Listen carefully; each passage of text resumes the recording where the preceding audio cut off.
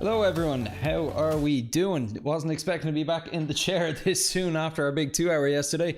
I think I was saying at the end of the stream last night, see us all Sunday. Got a few days off now off the stream. Time to relax, recoup. But no, when I had scheduled this week, I'd scheduled myself in for the Friday because I'm busy most of the weekend, Saturday and Sunday. So I knew this would be my only chance to get a third stream in. So we're doing a bit of an unusual one here tonight because I've been so focused on that endurance race for the first part of the week. I'm too behind on the dailies at this point to be competitive. I'm floating up at a fairly high level in B rank right now, higher than I've been before. So I really need to be at the top of my game to be competitive. So rather than waste a bunch of time and Dior limping around a bunch of courses and getting a bunch of bad results, I decided to have a bit of an unusual session tonight where I am going to be looking at the Nordschleife. Is it the Nordschleife or the Nordschleife? I don't know how to pronounce it. That's how new to this one I am. I know the German lads Ben and Freeze in the chat will be giving me all sorts of shite about my pronunciation there. Although luckily they're not around, they're off at their is it Spa 24 hours I think. So yeah, I'll get away with all the bad German pronunciations on this stream by the looks of it.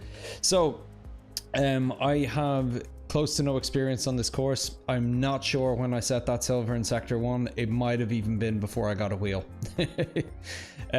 So we have 11 full sectors to get through on our one lap attack. I only plan on streaming for roughly about maybe 2-3 hours, so we shall see how deep I get into this. My plan is to bronze as much of it as I can first.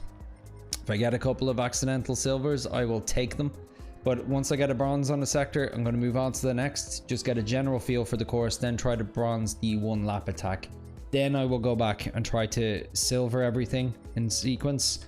Then if I get that far, I'll go back and I'll try to gold everything in sequence. Now, I know from Reddit and I know from the various forums and discords around there that this is one of the most ultimate challenges on the single player side of the game, getting gold in the one lap attack here.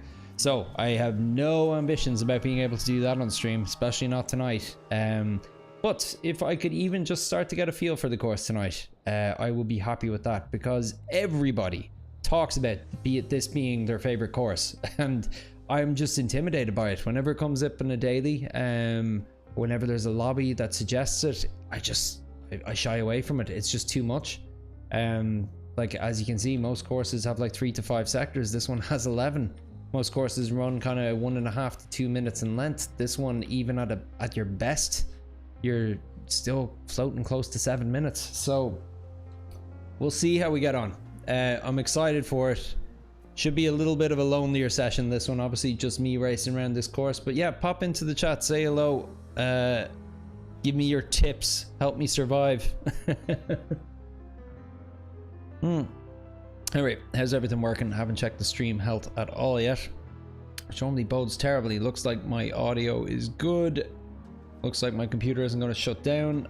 I have enough space to record, and the chat window is open. We are good to go. Midlife Motorsports Gamer, how you doing again, buddy? Favorite to hate, maybe. But no, if you talk, like, if you see any of the streamers like Rory, Luke, Digit, I think even Sammy has cited it as his favorite course. And as you can see, a lot of different people from the group have times.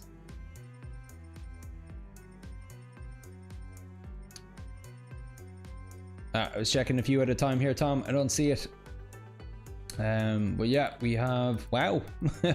Tomsoft, aka Ben Bear, even has Sammy beaten here. It's hard to know how much of the better drivers actually put a lot of time into it, but even still, impressive all the same. She's on by a lot as well. Half a second. That's nuts. Okay.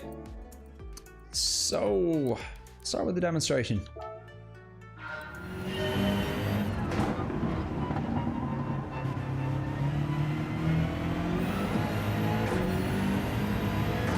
Something inside.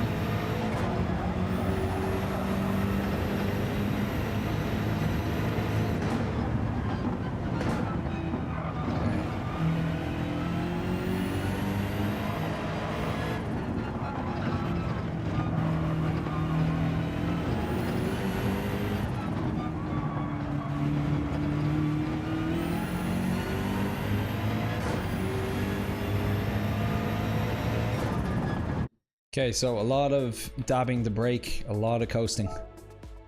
So you're fairly flat out for this first portion. Let's just look at his inputs. Flat out, still flat, still flat. Starts to trail a little there, or lift a little. And then he brakes somewhere around here. Yeah.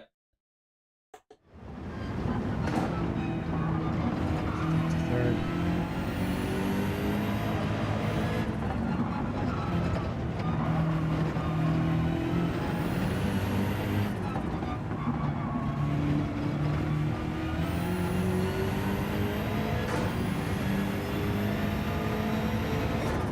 Okay, so I was on the fence at first about like, look, I don't know this course, there's a lot to it. Should I be using a racing line assist?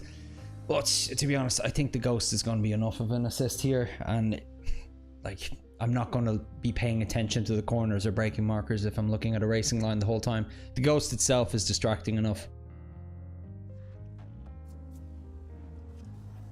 Jeez, is it on the hard tires? I hadn't even noticed. That's just mean.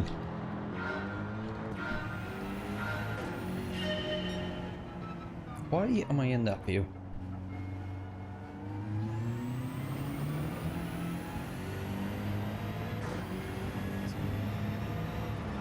There's a slight lift there. Okay. Ah, too much. Okay.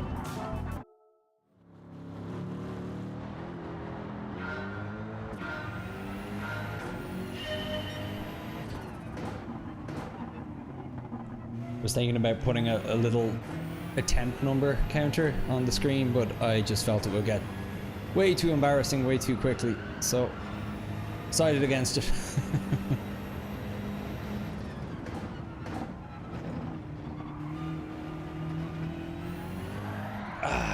Okay.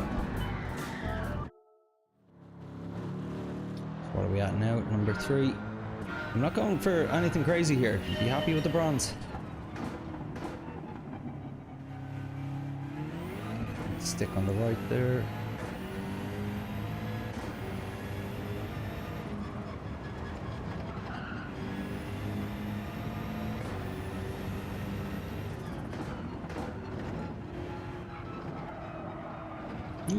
Just kept that in.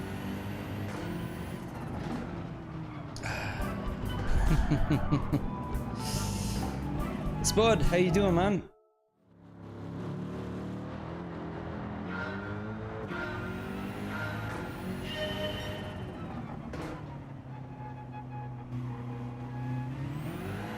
Okay, alright. That was my best attempt yet. It's going to be a long night.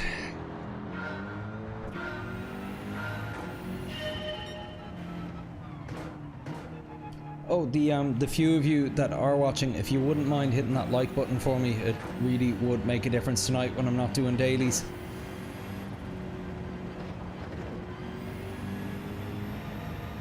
These less public sessions that I do don't get seen on YouTube as quickly.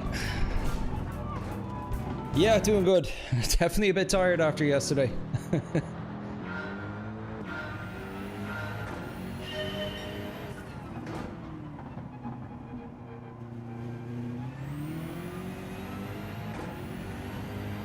I've forgotten where everybody came in the race, Spud. How did you do yesterday?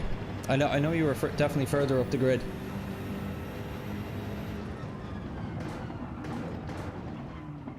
Okay. Alright, just going to be as gentle as a lamb this time to reach the finish line, but I might need to go back and look at the demo and look for break points.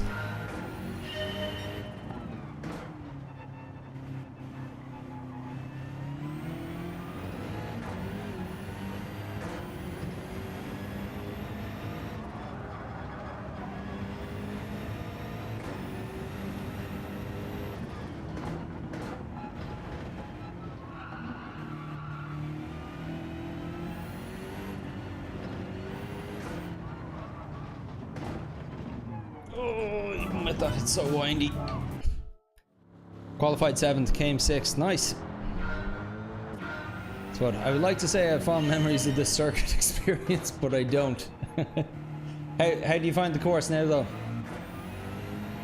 Like, is it a course that you enjoy, or is it still a bit too much?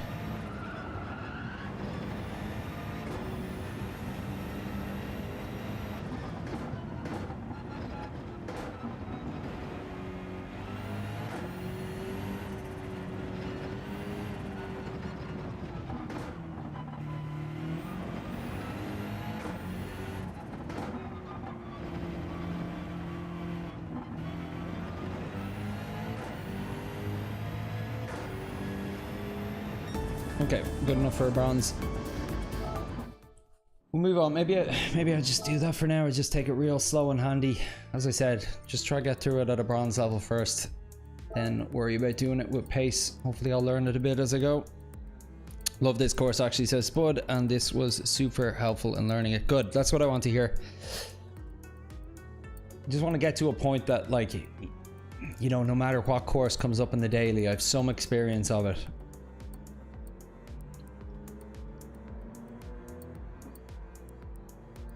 Oh yeah, this track in VR with all the weather and night mode is peak. Yeah, I would say so. I was a little on the fence about actually doing this session in VR, but I'd rather learn it in 2D first. I find it easier that when I've learned a course in 2D, I can swap to VR and do it. But if I learn it in VR first, I'm very lost going into the 2D mode.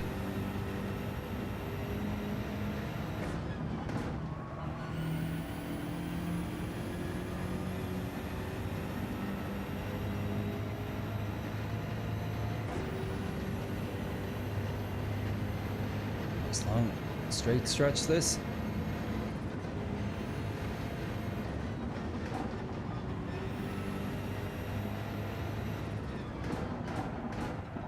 I could see I was like, am I carrying too much speed? Yep.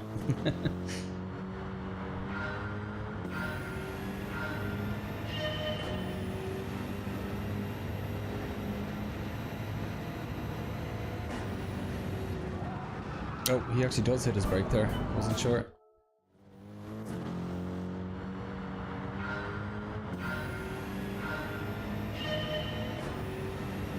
Anyone watching the F1 over the weekend?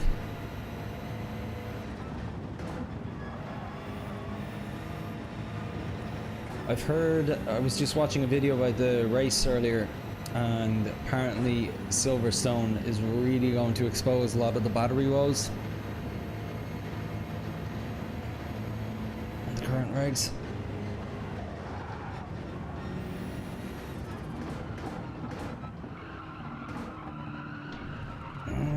Just that brake a bit harder.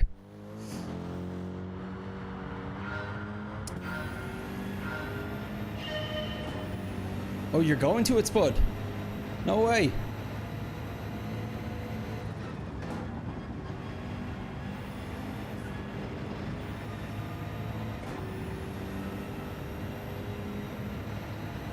That's class, man. Oh, I'm jealous. Still haven't ever been to a F1 race.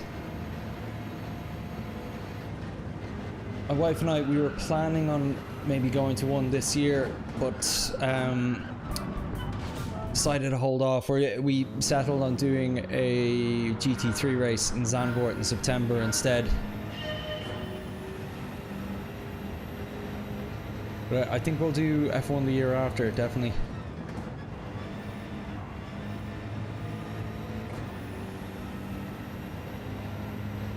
Though it's funny, I find myself way more invested in F2 this year, just because I'm really rooting for Alex Dunn, the young Irish guy. He's doing okay, but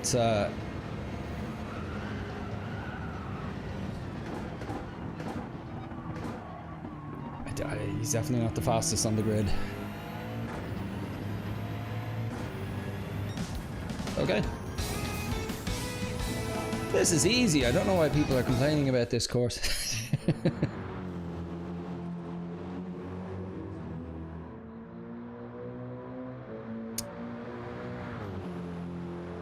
Let's see. Oh, this is your first time at an F1 as well, Spud. Wow. Yeah, first time getting tip-top experience too, right? You know, you know, like my shirt wouldn't let you know it, but I'm a McLaren fan, and I have been rooting for Lando for the whole time I've been watching. But I really find myself cheering for Lewis at the moment. It's just given the fact that, like, McLaren, they're not being competitive. There's no real hope of them winning, at least at the moment. Like, I still obviously want them to do well, but if there's anybody else that I kind of want to see kind of sticking it to Mercedes at the moment, it's Lewis. Just the idea of him getting like that final driver championship and taking the all-time record. And just given how disheartening it was to see him last year. I also love the idea that, like, there's a guy who's still competitive in Formula 1 who's older than me. It gives me hope. There's still time.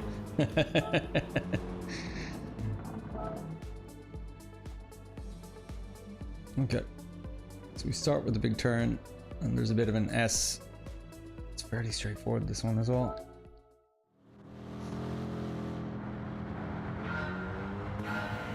Try Golding, yeah. In my dreams.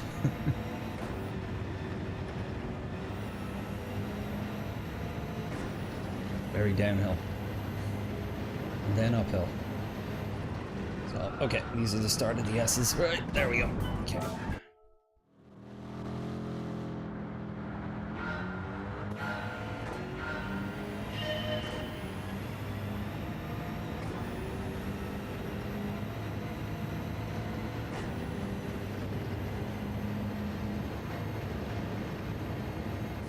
Oh, yeah, I saw where you hit those brakes.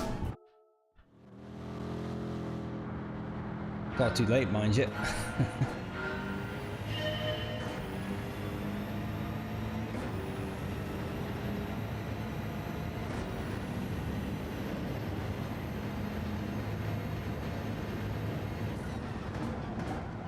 Too late again. I'm trying to keep my eyes peeled for like a braking point he might be using.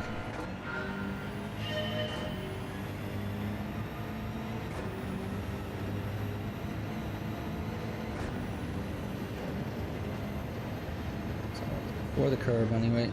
Oh no, after the curb.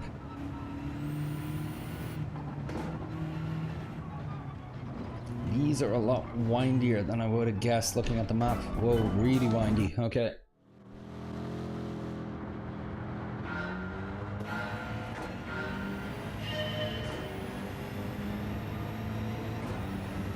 Okay, so it looks like he's braking a beat after the curb appears on the right, or disappears off screen, I mean.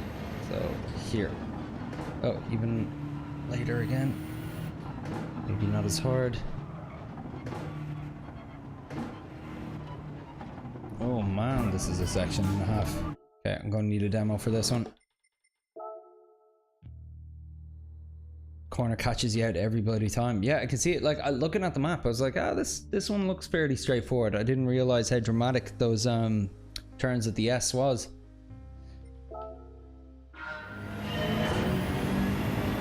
Alright, let's see. Let's figure out this first braking point as well.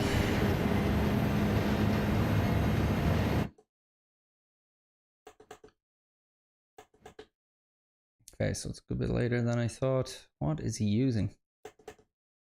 Still hasn't broken.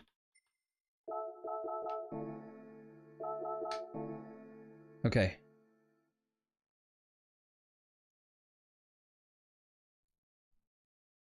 Interesting. Normally I look out for the ABS light to tell me when somebody's braking, but he's got brake input there and no ABS light, so this demo ghost didn't have ABS on by the looks of it.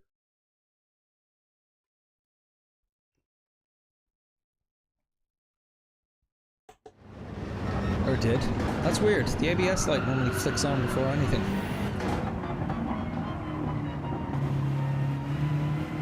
Okay, so it's just a case of hugging the insides. Let's have a quick look again.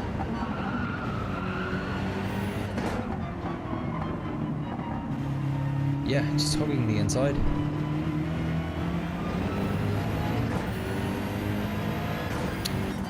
This double gets you every time too, says Midlife Motorsports Gamer. F1M Plays, how you doing, buddy? Good luck on the Marmite track. Yeah, I can understand where that moniker would come from, alright. Is there anybody though experienced with this course that hates it? Because like the reason I have disliked it so far is because I'm intimidated by it. I never learned it.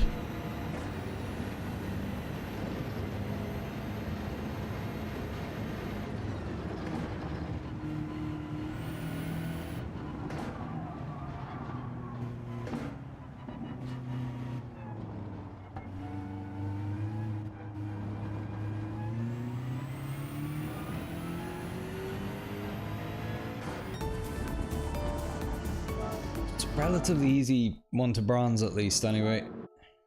I suppose most courses are, but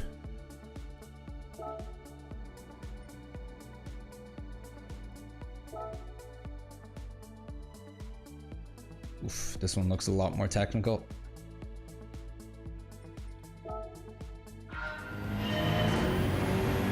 Let's take a quick look at what to expect.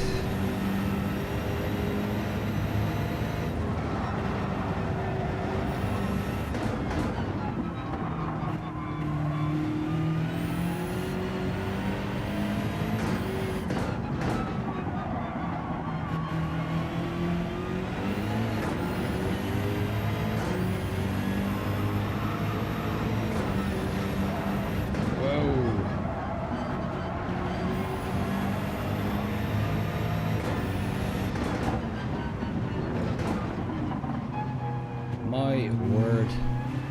I think I remember this section coming up in one of the license tests, and I think it's like it's the last challenge on the second final license test, and it took me ages.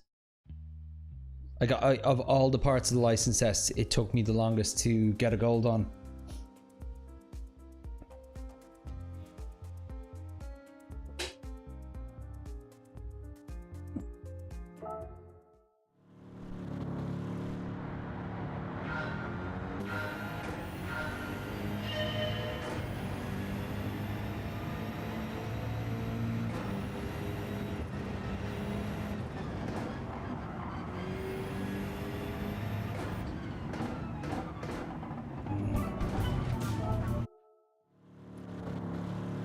You can't stand this track. Do you have experience with it though? Like have you done at least the circuit experience or taken part in a daily at it yet?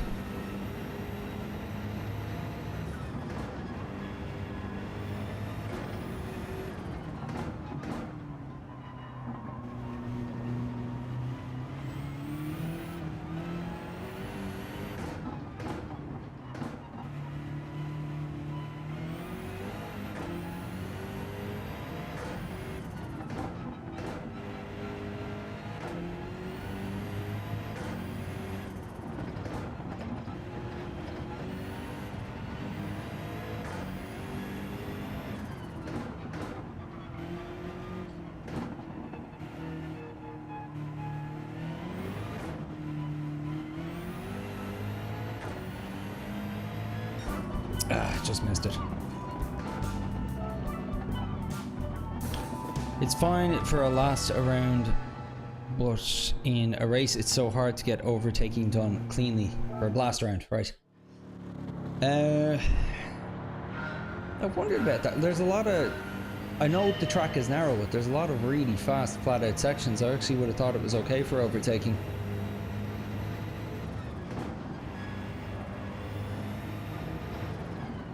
Right, just at a guess.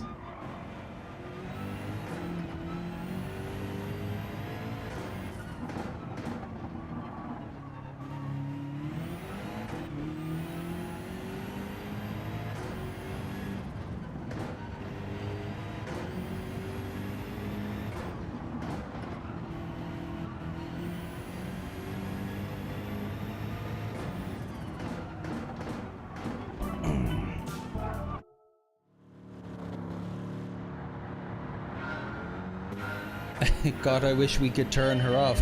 What? From appearing as a daily?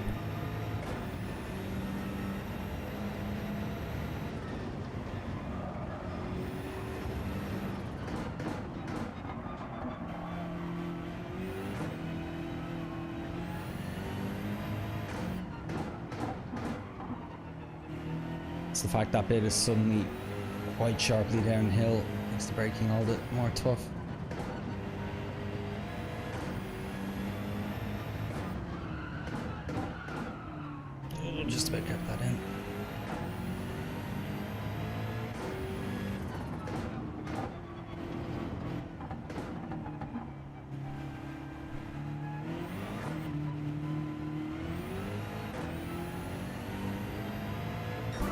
Ooh.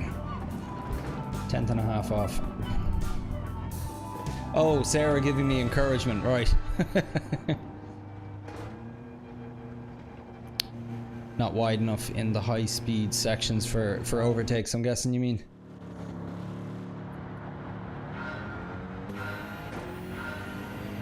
She's the worst when she starts telling you to take a deep breath. Yeah, shut up, you're a computer. You can't even breathe. What do you know about breath?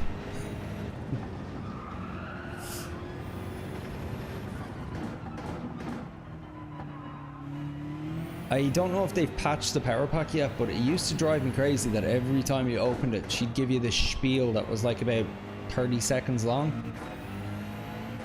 This isn't about you, Sarah. Be wished.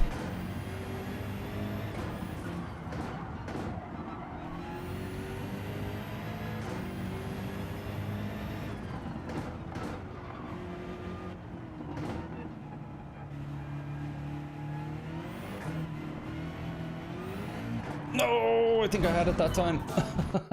I just got excited.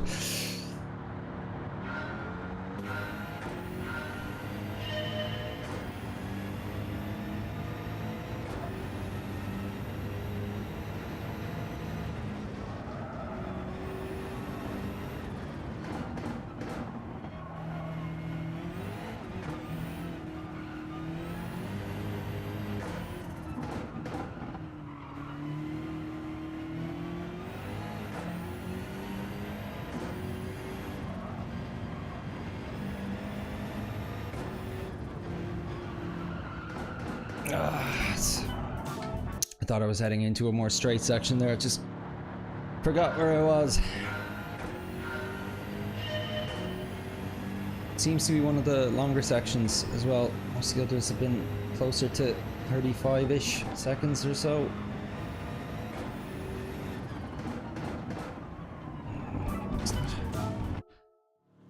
Just deep breaths, says Sarah. So much weight transfer, all it takes is too much throttle and you're around. Yeah. She can be a cruel mistress, this Beamer. Although I got on very well with this car at Watkins Glen yesterday. Now, obviously not my best race, but I was just really happy to not spin out and stay on track. I felt like really in control of the car yesterday, which was nice.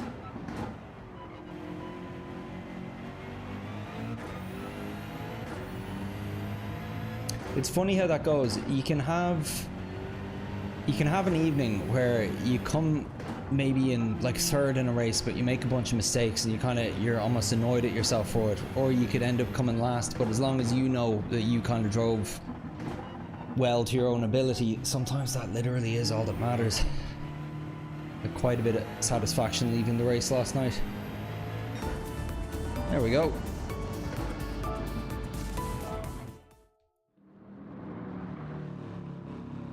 Yeah, the Beamer was one of the first cars I kind of got used to in the game, because I remember around the time I was starting with sport mode, I was following Tidgeney's lap guides every week, and there was a period of time where it seemed like week on week, every time for Group 3, he was recommending the endurance model here.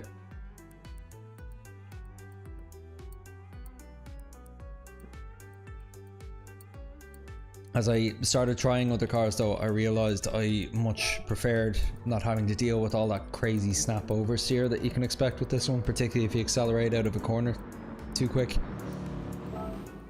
But if you can tame it, it's nice.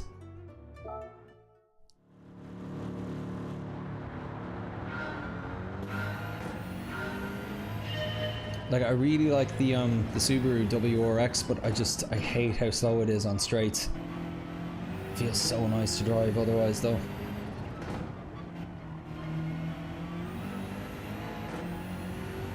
I really enjoyed racing with it at Lago Maggiore the other week.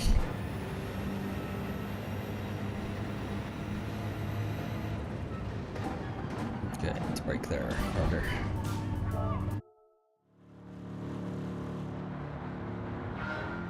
Luke Elliott says to not worry about Dior and just race. Easier said than done. Yeah, that being said, in my coaching sessions though, it's very it's very focused on, okay, how can we raise your Dior?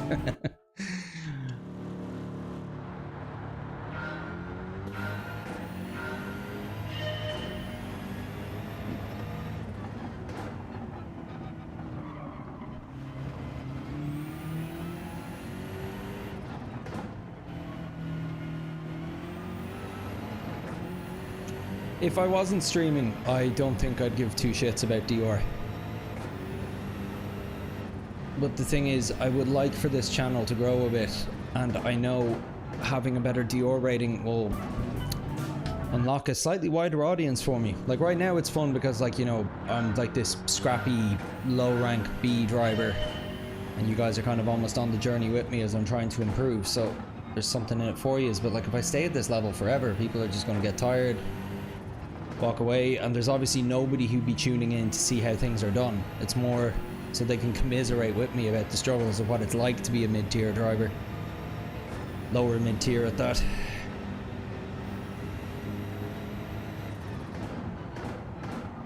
Jeez, you really have to brake early there.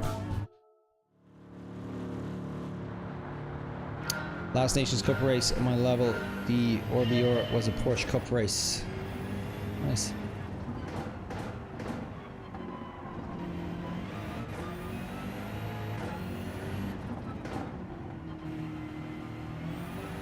Have you been following the football, Tom? I see Canada have gotten quite far. I haven't been following the World Cup much myself, but I know you were through the first match of the knockout stages. I can't remember. I know you have a tough enough team in your next draw.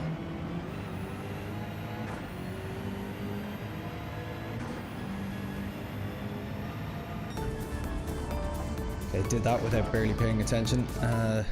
Yeah, like I don't feel like these bronzes are really helping me because I'm not really learning what I'm doing yet.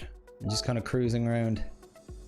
There's nothing methodical about it, but we shall see. We'll probably have to start stringing together a bit more for me when I try the one lap attack, because that's what I'll be doing. I'll be going from all sector bronze to one lap attack bronze. I won't be going back and trying to do the sectors better.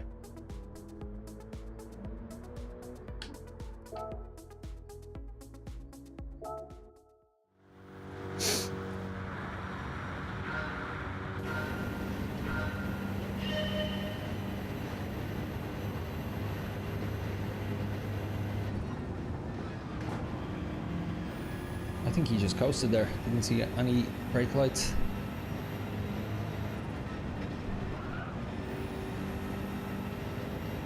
Big brake point here. Ugh.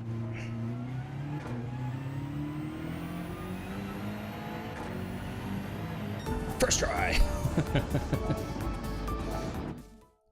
Only one real turn in that. Yeah, people are going mental for the World Cup over in Canada. I haven't been paying that much attention to it. Yeah, it's the... I literally haven't watched a single match yet. I normally would watch the World Cup.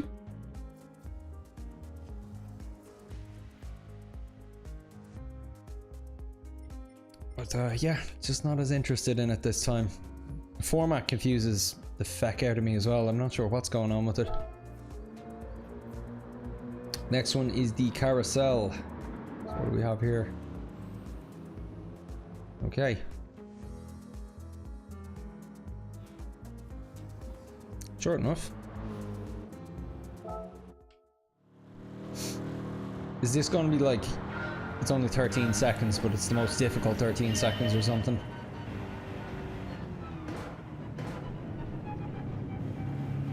Whoa, the camber on that. It's like a NASCAR track. Actually, do you know what I did today? I opened up NASCAR 25 for the first time. I bought it on sale maybe about 6-7 weeks ago, but hadn't tried it yet. And it's actually really fun. It's a really fun game. Like a couple of things coming at it from Gran Turismo. Amazing soundtrack. Like I get into the loading screen and they're playing System of a Down. Get through my first race and there was a Dinosaur Jr. track playing. It was like a playlist of music that was just built for my music taste, so that was amazing. And the racing itself, like I've yet to turn right. I'm 5 races in and it's still just all left turn donuts. But there's challenge in it. Like I like out of the 40 cars, I'm qualifying 30th at best and I'm only finishing kind of 25th. So it's like, it feels like it's a difficult game all the same. And like, even though it's, you know, there's not much to it, a single mistake and you lose 10 positions. So I'm like, okay, there's some challenge here. But then the single player campaign, the career mode, it's great. Like you get kind of like reputation points, you get money towards kind of buying upgrades. Like there's a real sense of like almost RPG mechanic progression built into it, which if they were to combine that with something like Gran Turismo, like fuck me, that would be the best game in the world. Like it's just, there's just so much of that missing from Gran Turismo, even with the power pack. Even though they finally got the race weekend format, like there's no progression to the power pack. You just unlock new races, whereas you know this, it actually felt like a career, like it, similar-ish to the Formula 1 games, but not as annoying. So yeah, if you see it on a deep sale, it's worth a couple of euro or Canadian dollars. Yeah, that too. Like I don't know how big it can get, but all the races I've been in so far are 40 cars. The only thing I will say about it, from I haven't tried it with the controller yet, but from playing it with the wheel, the settings are a little confusing. I'm not 100% sure what all of them do. But right now, and maybe this is more realistic, but when I turn the wheel even a little bit in Gran Turismo, there's a lot of weight there. Whereas with iRacing, there's nothing. It's like just pushing air around until you get to about maybe, what am I at there, 14, around 30% kind of wheel tilt in any direction. Like it starts to veer, but then it's only really as you start to turn it that you feel the force feedback and the weight in the turning. Which, yeah, I'm not the biggest fan of that. I'm hoping I can dial that in a bit.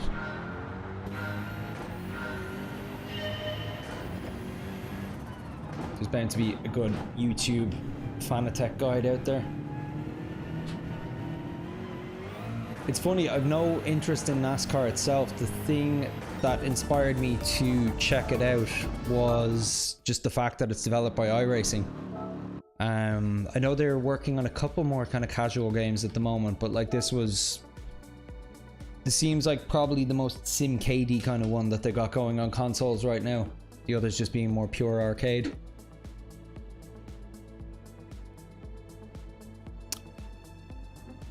Thanks, Spud, you jerk.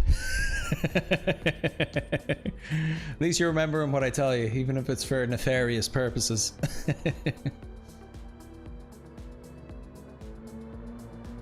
So, yeah, the hatred of my name being spelled with an E. My name has always been Clark without an E, but a lot of different institutions make assumptions about how my name is spelled. And I've ended up with IDs with my name spelled on it incorrectly. I've ended up registered for college with my name spelled correctly. I got my college diploma with my name spelled incorrectly. So it's just the fact that it's just this ongoing theme of people spell my name with a letter that shouldn't be there. It just drives me fucking mental. So thanks for that, Spud. Yeah, traditionally Clark as a first name is spelt without an E, and as a surname is spelt with an E. But I know a few people bucked that trend. Like, if you look at Clark Kent, it's spelt without an E, but I think Clark Gable spelt his with an E, if I remember right. Okay, what section do we have here now? Let's take a quick look at the demo. This one looks quite technical, and it's a very long one as well, 48 seconds. Second longest sector so far.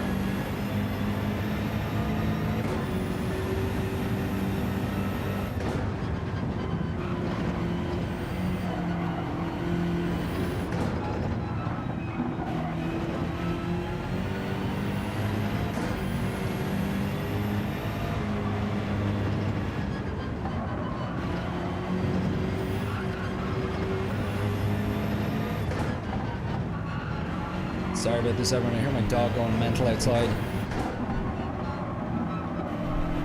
What's your first name again, F1M Plays? Sorry, just give me one quick second, everyone.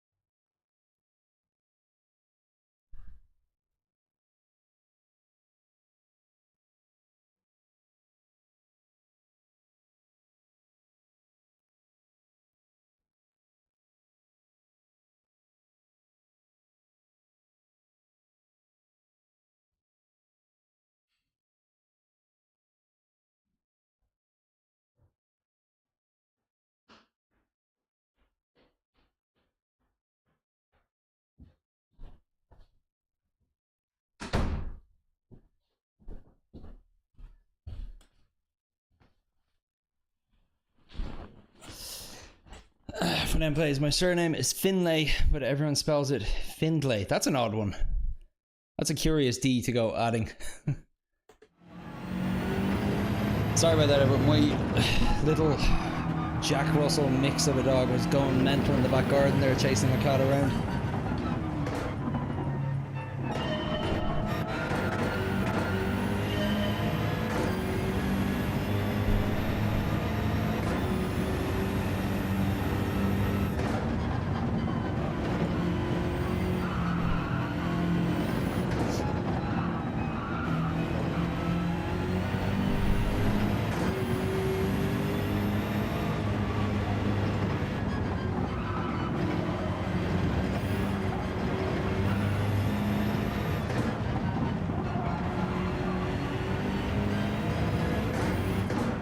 This sector is like half a bloody course normally.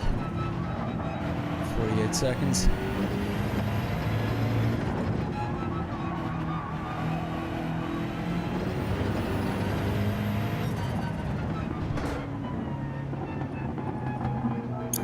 You have to wonder who decides on the sector length. Like, why is it some are almost a minute and some are not even 15 seconds? Space it out a bit.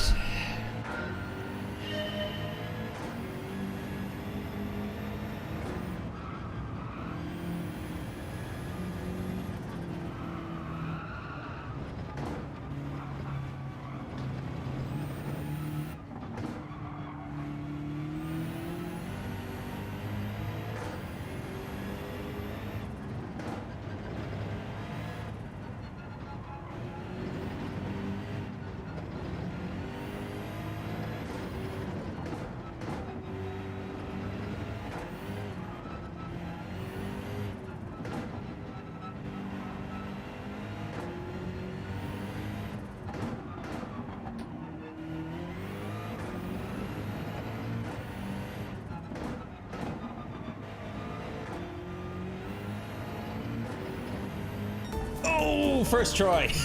I was not expecting that. It's Sarah that decides on sector length. That wench. Always Sarah. Blame it on Sarah.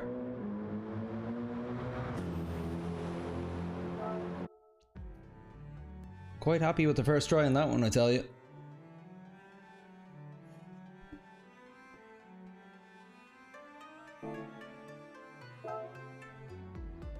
Super Jonico, how you doing, buddy?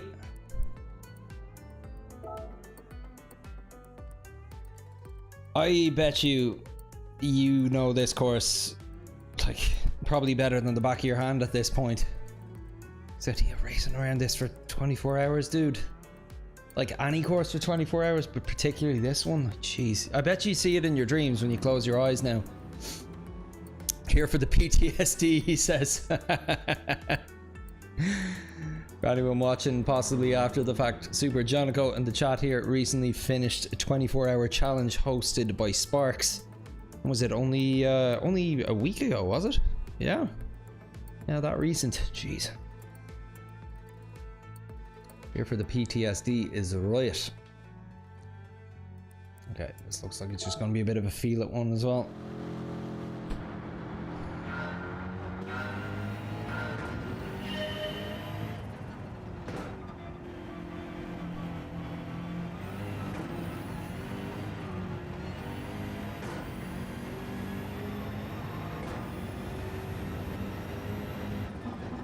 Oh, the bump. Wasn't expecting that.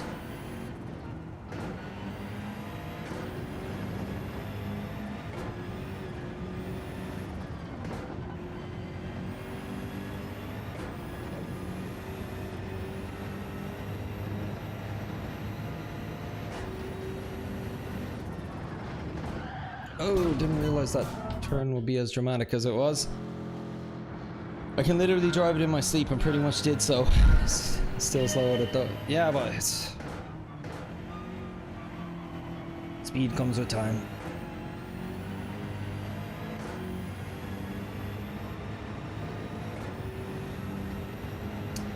Actually hit a couple of playing milestones recently, so I have my 600th daily race about a week ago. And I also hit just over 800 hours of playtime during the week on Gran Turismo, which makes it by a long shot the most I have ever played any single one game.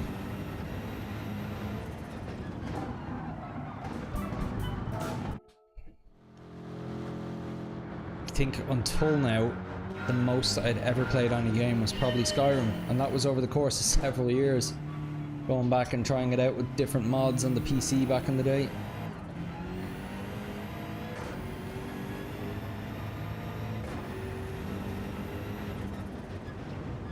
There's no real way to avoid that bump, is there? You just have to go for it.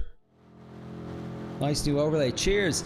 So, it's actually a friend of the channel designed this. So, the frame that you see on the left, it's a PNG that I made up in Illustrator, or sorry, in Figma.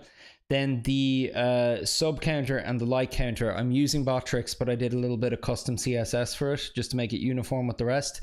But the telemetry, that is designed and created using an app by a friend of the channel, Flux89. So if you want to check it out, dude, there's a link in the description. It's free to use as well, at least for the starter kit. And then it's very reasonable for the custom. Like, he made me this custom overlay and I'm only paying him, I think, £3 a month, maybe even less. But like, easiest money I've ever spent. It also works way better than the Victory app. I'm not sure which one you're on yourself, dude, but the Victory app, every single time I started OBS, I had to relink it and go in and get the URL and paste it back in. Even with the fixed IP, it was just something about waking up the connection. Whereas with his app, it just automatic works like that. So highly recommend. He's a really nice dude, actually. He's I first met him randomly through YouTube because he started his channel around the same time I started my one. And you know, we're similar age. He's a father of 2 young kids as well, and like, we just kind of like shot the shit talking about kind of like Gran Turismo and fatherhood. But yeah, he's since kind of started to get a good bit bigger, and he's gotten in really buddy with Sammy Snake lately. He's a much faster racer than I am as well. He's kind of mid A tier. But yeah, the reason he got in with Sammy Snake was he just reached out to him and was like, your overlays are shit, can I help? And he maybe about a week or 2 ago kind of made some custom overlays for Sammy that Sammy is now using on all of his streams.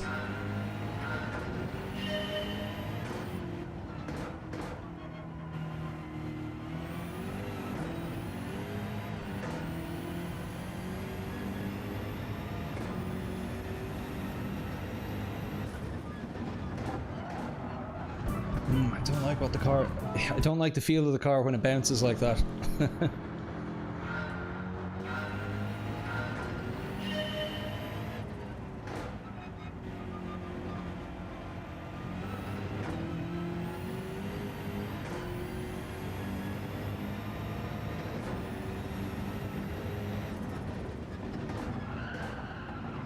Do you have to brake before you go over that?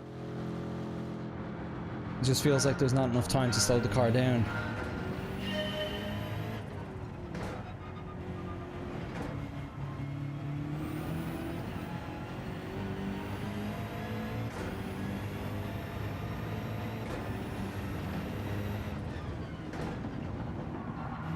Felt a lot smoother.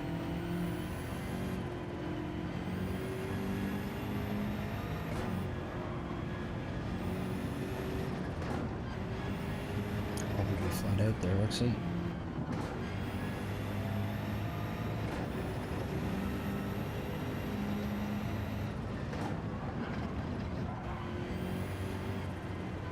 Oh no! I wasn't looking at the map. I didn't realize the turn was so dramatic. It's one of the problems with the Ghost on a course like this. Like, when you're learning, it just pulls so far ahead. I don't even know what I'm following anymore.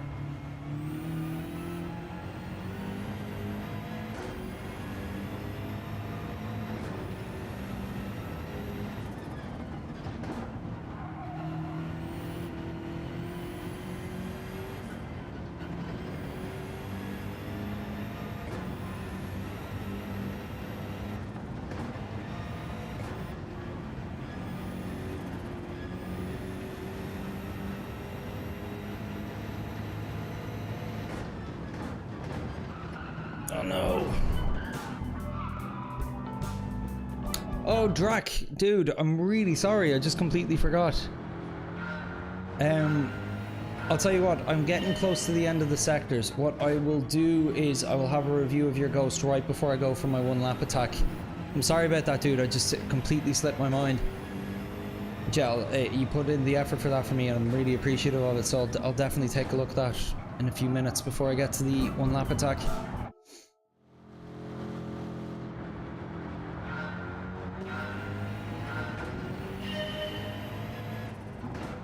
Angle towards the right turn a bit before the jump. Okay.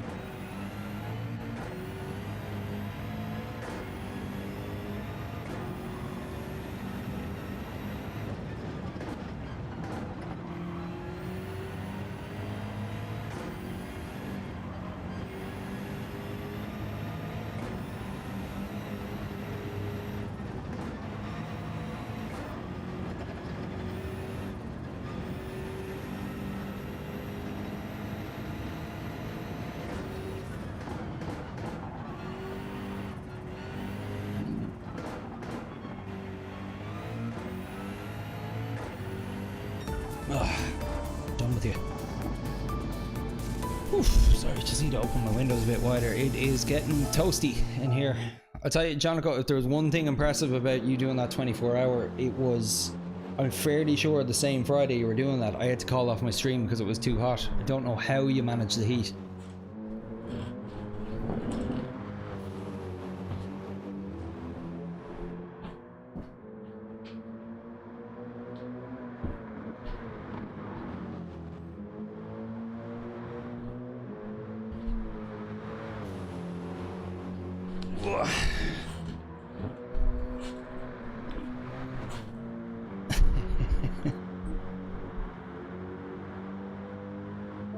What is that symbol? I keep seeing Charlie posted as well. Kanji with the A. It's like some reference I'm completely missing. J Elephant, that's actually our friend Flux89 there. Yeah. Day rank.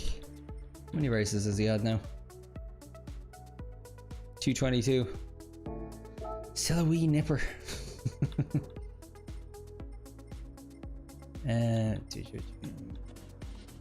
I just realized, Janico, you're not on the board here. You haven't done the circuit experience. That'll be your next stream. Back to the scene of the crime. Okay, getting there. Only 2 more sectors and we're home. Short one again here.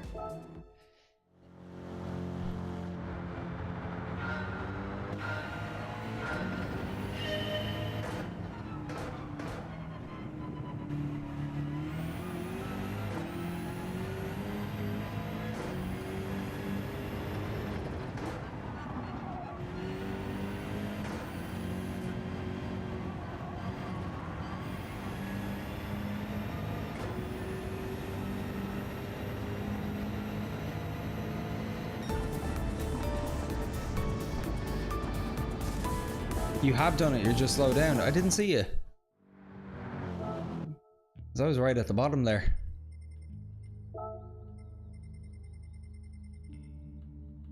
I don't see you. I'm just saying. I haven't gone blind, right?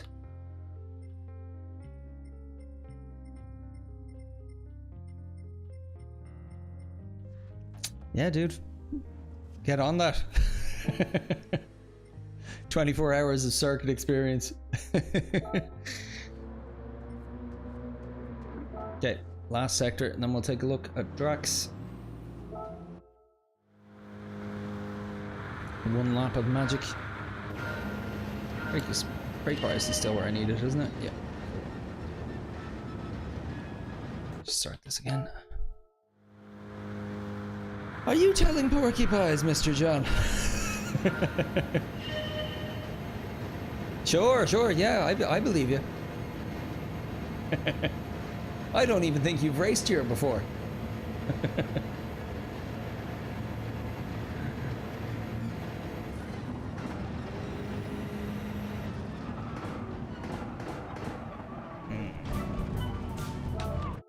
running to check.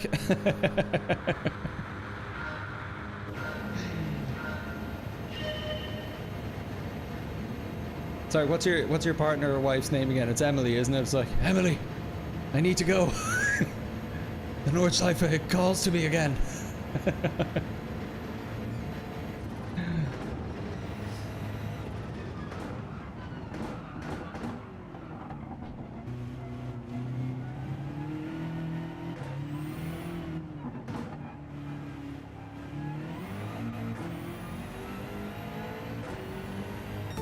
Okay. Ugly sin, but she'll do. To be honest, I've gotten through this faster than I thought, even at bronze. But you know, speak too soon, because we haven't done the one lap attack yet. I'm looking forward to having to do 6 minutes of this consecutively. Anyway, let's go take a look at our buddy Drax's lap. He's 86 kilometers just doing that license test. 6-star ticket. I kind of want to roll the dice on that now. A nice little break.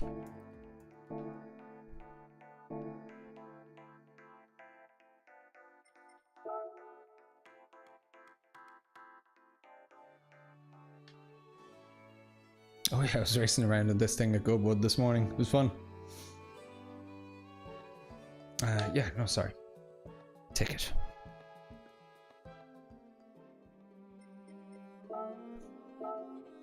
Ah, it's an engine. Hopes up for nothing. Has anyone ever even used one of these things?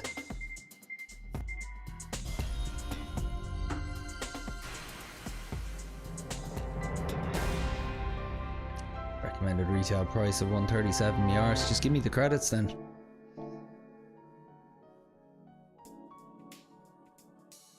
Okay. Showcase.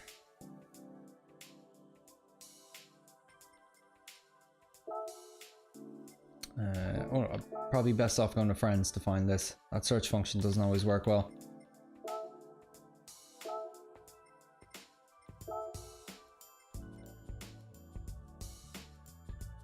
All okay? No, I didn't. Oh, I needed to check if Axel had taken his... Yeah. No, I didn't want to risk giving him a double dose. Yeah. Sorry. Okay, have fun.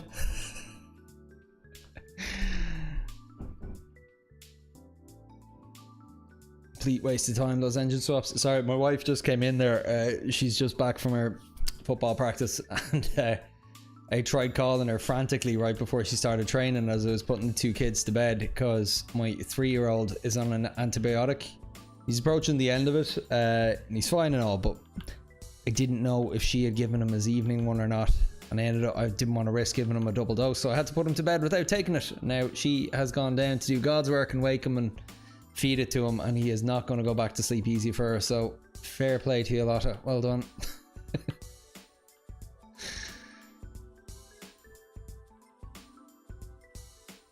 Proper Burger King dad behavior here.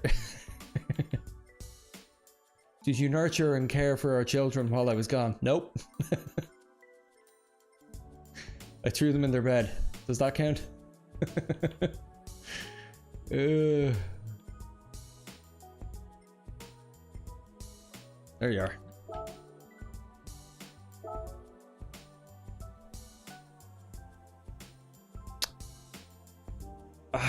Jonico, at this point, I think you just disappeared off to make a bunch of AI screenshots for you to send me. My lap time is 7:08.641. Yeah, Mother Goose is the Pope. I kid, but I'm 100% sure you've done it.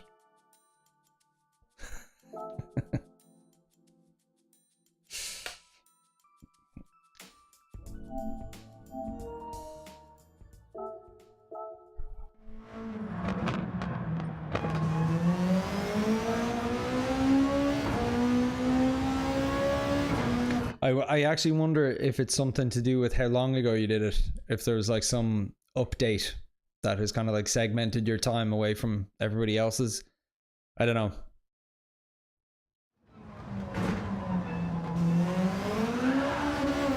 Ooh, really fighting that car around the track. I like it.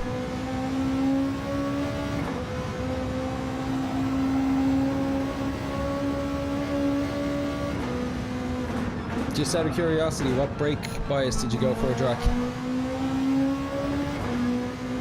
Very nice. This is a man that knows this course.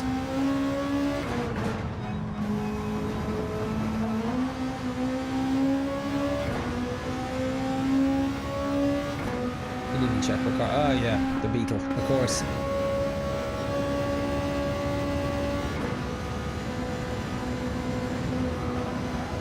I have a theory that Drac's garage is either just one Volkswagen Beetle or it's 100 Volkswagen Beetles, but there's no other cars in there. I can guarantee you that.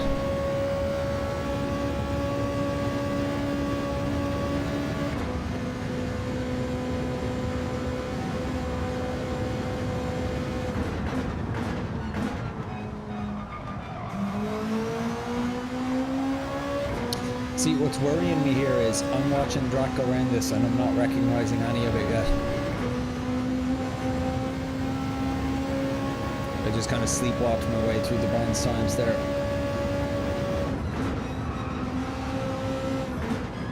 I don't think it's until I start having to challenge myself and spending lots of times repeating sections to get better times that it's actually going to start to enter the memory a bit more.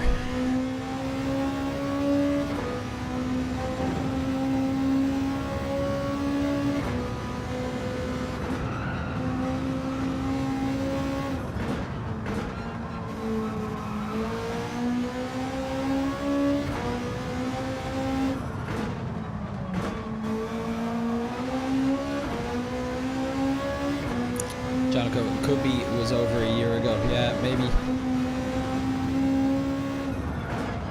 Oh, I just realized something. If somebody tunes in now, I can just pretend to do this. Telemetry makes it look like it's me driving. I don't have a pedal or wheel cam anymore, so yeah.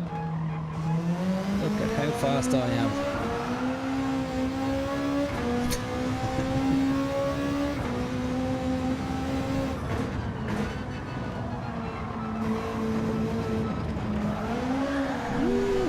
Spicy.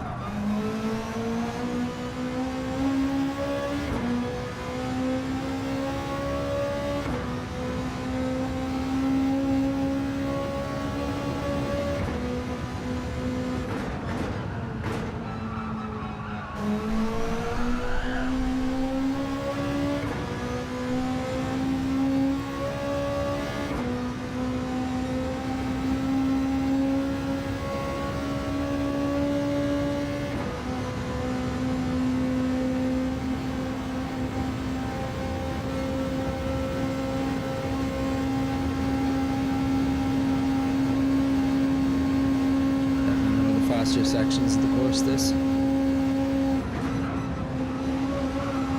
Nice.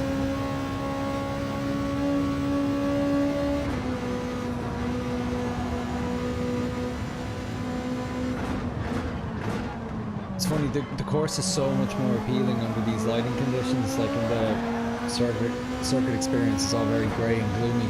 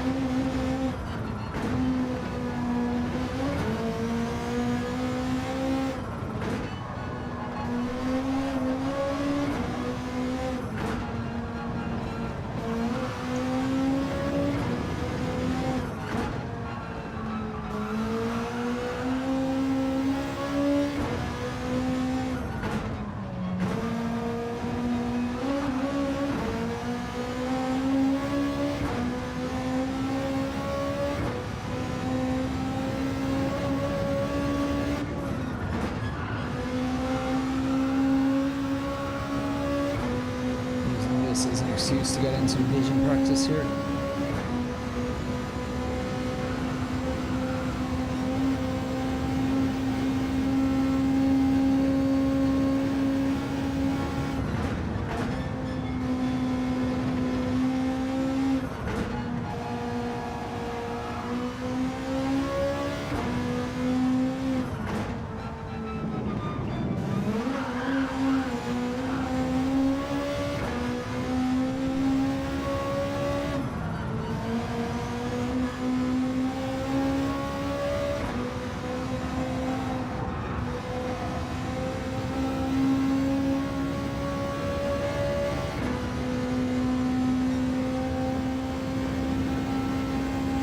Stretch.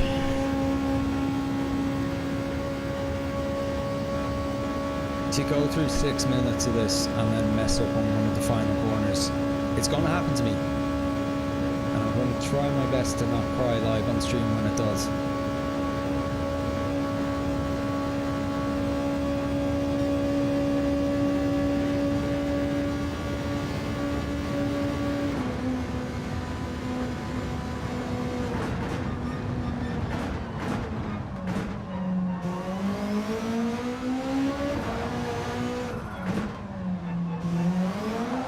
Smack into that wall. Oh, that is spicy, Drac. Thanks for that, dude. 639.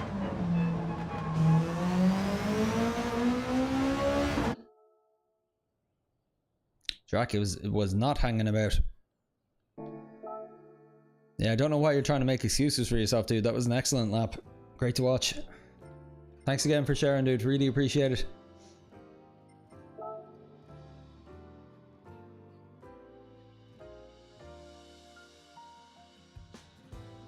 Jonico, when you were doing your 24-hour, at what stage in the race did you set your fastest lap? Like, I was kind of wondering, like, do you actually get consistently faster as it goes on, or is it just the tiredness sets in and you peak early? I've always wondered that. Yeah, you're building me up for a big fail here, Drac. There's no way I will get this in a few tries. I imagine I'll be the rest of the stream trying to bronze this now.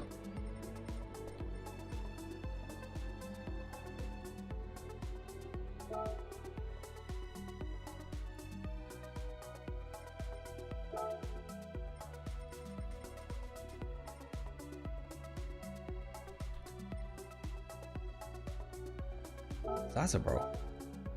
How do I think it is? It is? Wow, fair play, dude.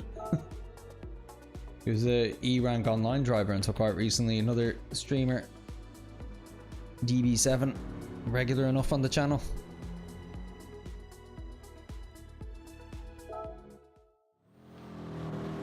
Go.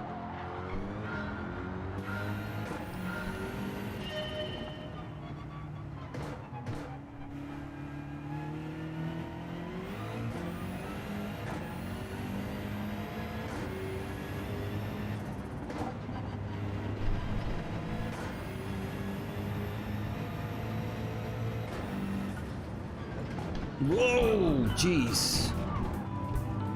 Is it possible to see a replay of that?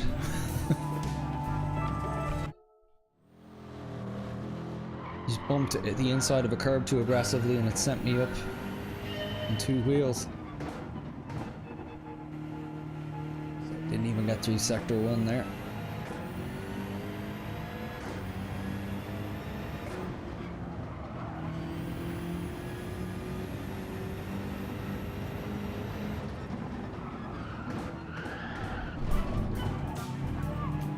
Really struggled for consistency. Fastest lap was 152 right near the end because chat was bullying me to catch P10. Yeah, I watched all of your 20-minute summary video anyway. That was a fun bit of excitement to close on.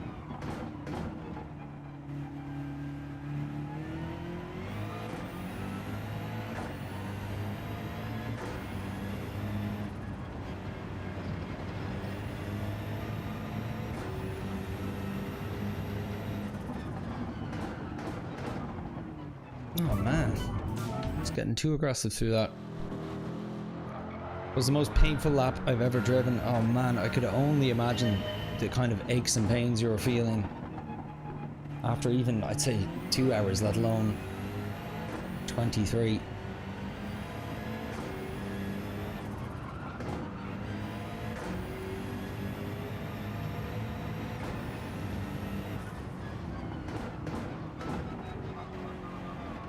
Oh, you cheeky monkey. Thought I had it.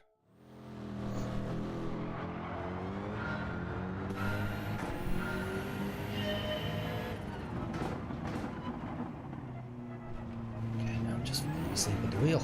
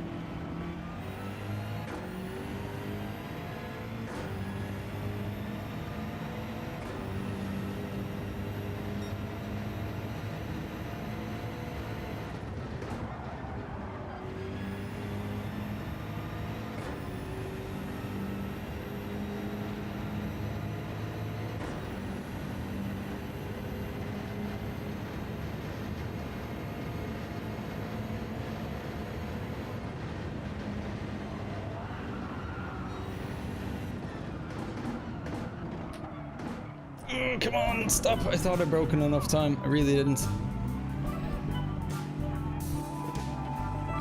You don't need to drive full speed to achieve the goal here. Just make a clean lap. Should be enough. Yeah, I know what you mean. I was even like for the smaller sector by sector sections, it felt a bit like that, alright.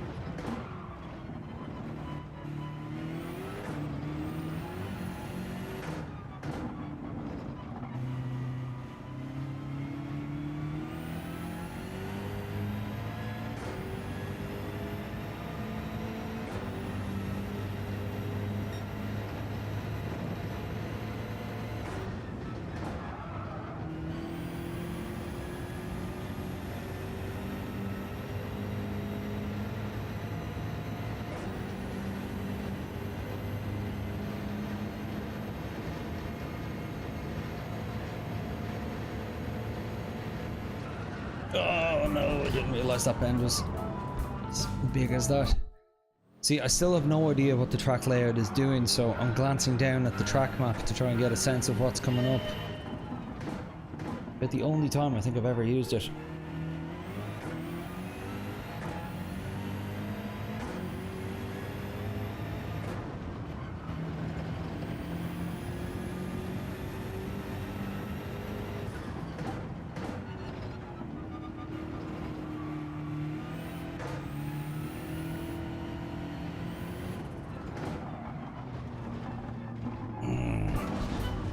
I think if there's one section I should push a bit in, it's sector 1.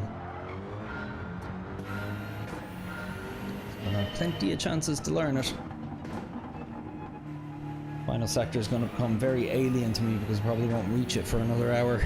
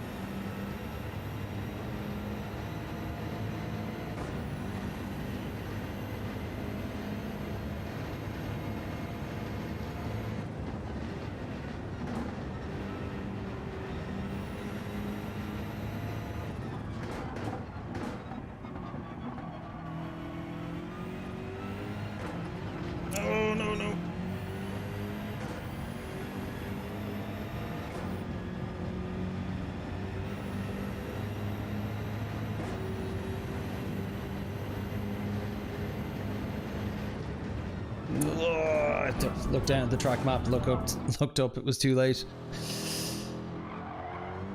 That BMW is slidey. She's a slidey mistress. Yeah, it can be alright. It's very prone to oversteer.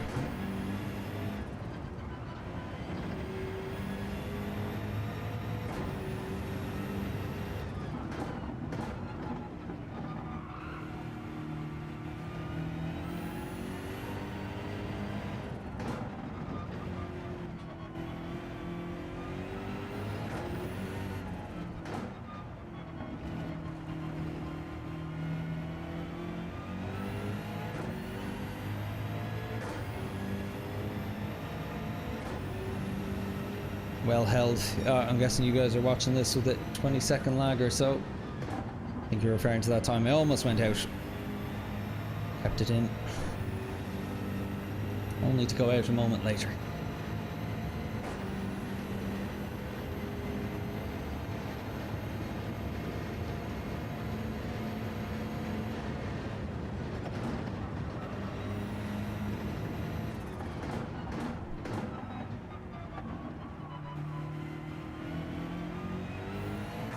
Conservative with it this time.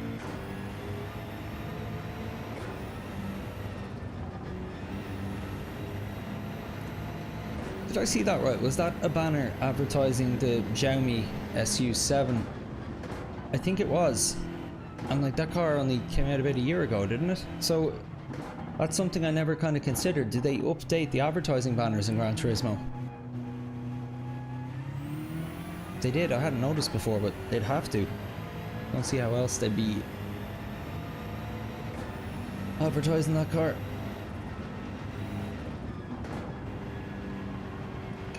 It's a harsh brake here. Some sections of it feel familiar to me. Like I recognize that turn as it was coming up at least.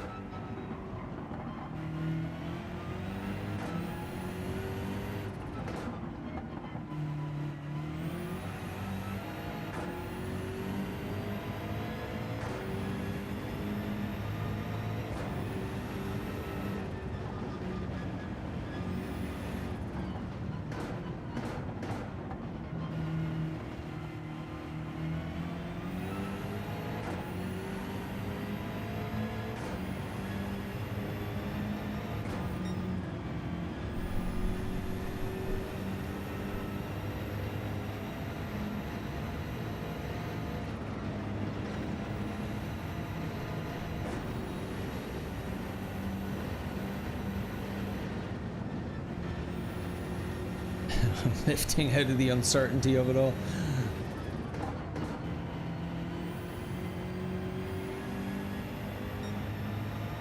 Hold up and turn coming up here.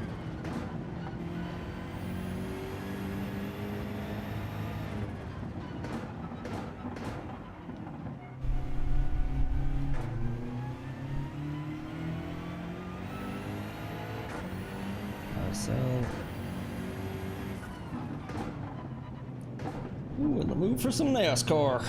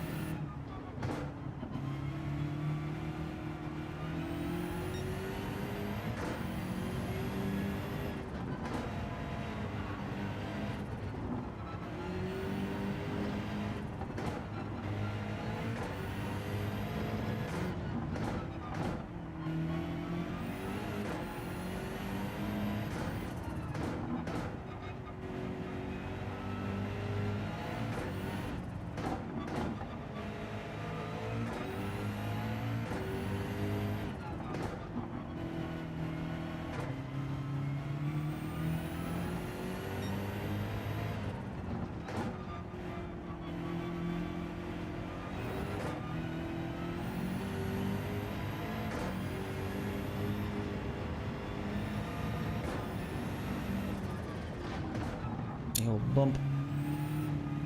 Saw it coming at least.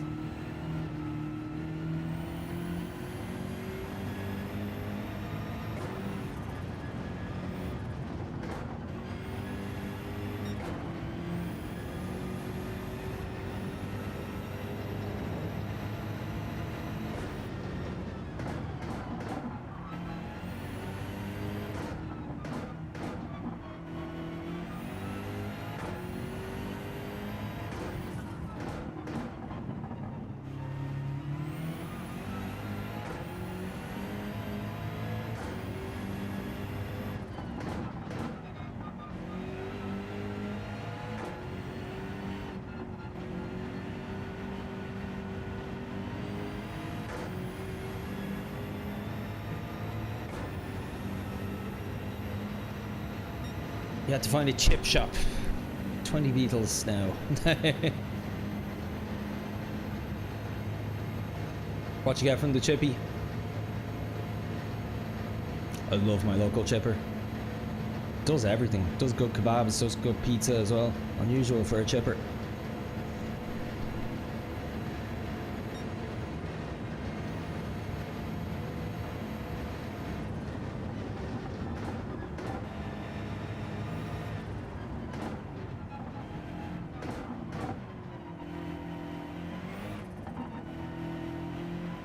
Don't go into that wall.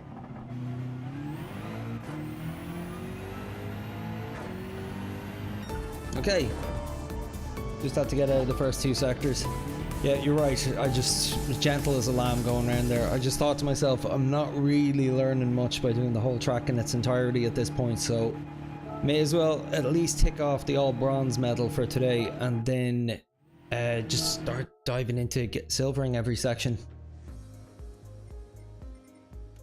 And I think at the point that I start to silver it, because it's probably going to take me a while to get every section in silver, so by the time I have that, hopefully I'll have a bit more of a memory of which turns are which, start to enter into the memory a bit. Track Fury, my lap is about 20 years of experience on that course. You just have it by heart. Yeah, you could tell, dude, he had it dialed in. And the fact that you're able to fight the car around that track, it's nuts. But yeah, it's such a cool thing though about racing games. Like, you learn a track in one game and chances are like it will be in another game and another one and another one into the future. Like, so if you've been playing through the Gran Turismos the whole way, like, you've just got this wealth of track knowledge going in. That's such a huge advantage. Whereas for me, like, you know, obviously my first time on this one, but pretty much with the dailies still, it's a rare case that it's a repeat track or combo that I've done before. Like, I'm still very much so in the infancy of it, like learning it track by track, off by heart. Because I'm 800 hours in now, and a lot of those hours are just concentrated on dailies, where I'm just putting 50, 60 hours on a single daily. Oh, well, maybe not that much, but maybe about 30, who knows. And yeah, the first at least 100 hours I was playing this with the racing line on. Shh, don't tell anyone. Yes, oh, Celebration Barbershop Quartet. Please like and subscribe. Please like and subscribe. Please like and subscribe. I realize everyone watching is already subscribed, but if you can follow the like part of it anyway. I just wanted to hear their beautiful angelic voices. Alonso was my favorite soprano out there. Okay, let's try for silver.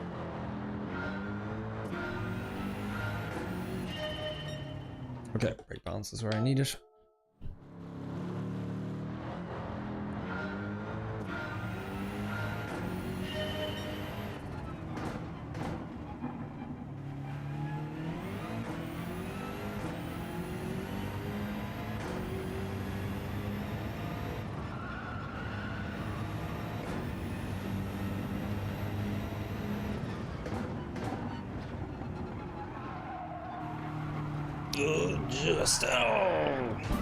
Spun the back wheels, just went a little bit too off.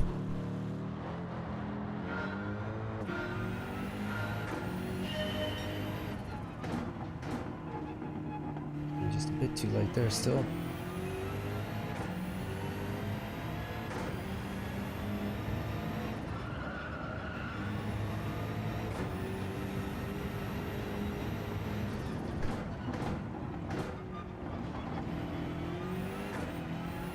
Oh yeah, that's that snap oversteer I was talking to you about. See, slowing the car too much and then getting too greedy on the throttle causes the wheels to just spin out and yeah.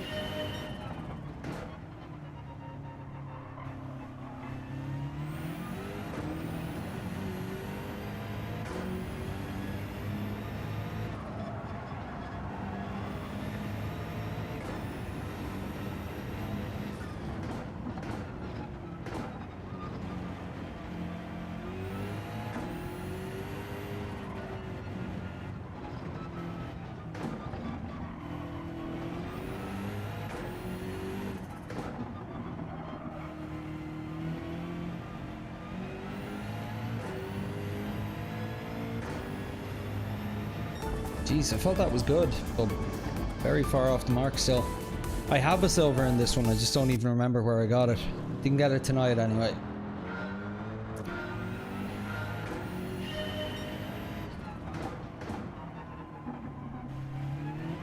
Yeah, that's it, gone already.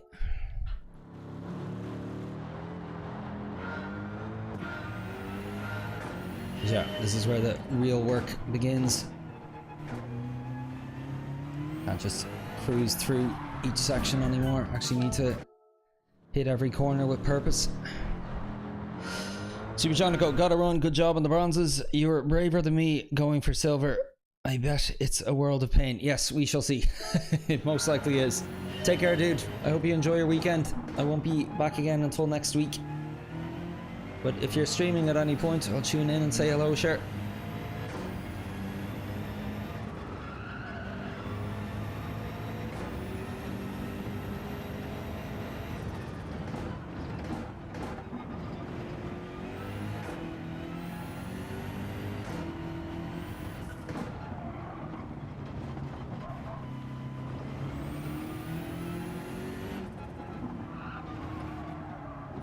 Forgot about that final left.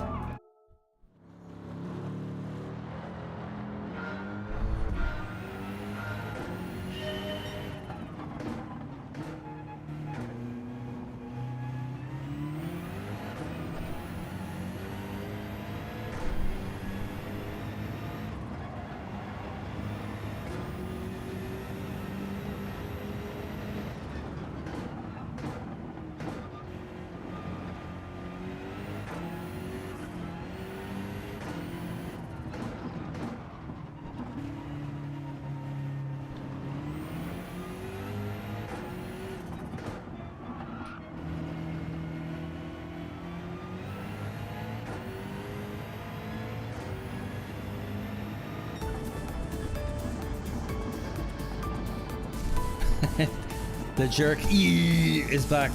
See Clark. How you doing, Spud? So since you last left your hero, we did manage to bronze everything, but I kind of just sleepwalked my way through it. Felt like I wasn't really taking anything in.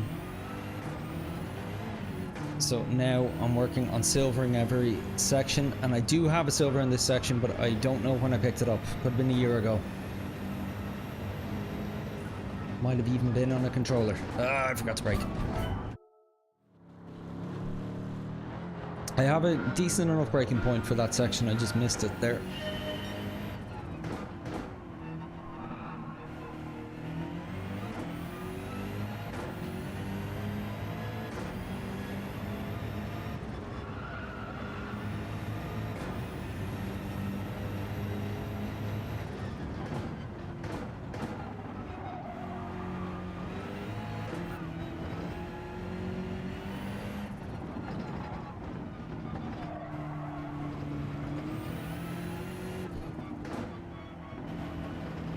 I think it's that corner there is where I'm losing most of my time.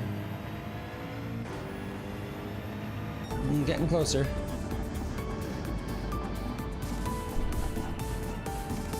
You're a hero. Go for gold. Make Henry Kelly proud. Is that even a reference for you? Probably not. I was about to say, I have no idea who the feck you're talking about. Henry Cat. I'm going to Google that quickly. I need a quick mental break here anyway.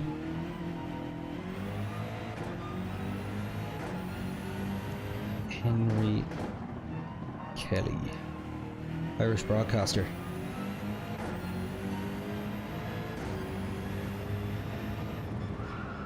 It's based in the UK. It's journalist television.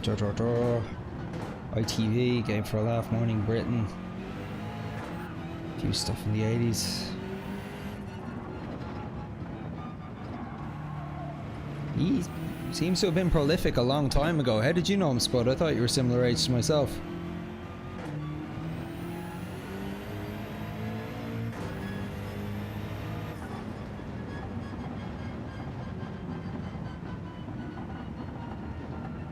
Sorry for going silent on the stream there. I was curious. I haven't come across that chap. Did a show called Going for Gold. Ah, hence the reference. Nice one. Jesse, like most of his Wikipedia there was kind of set between 1980 and 1990.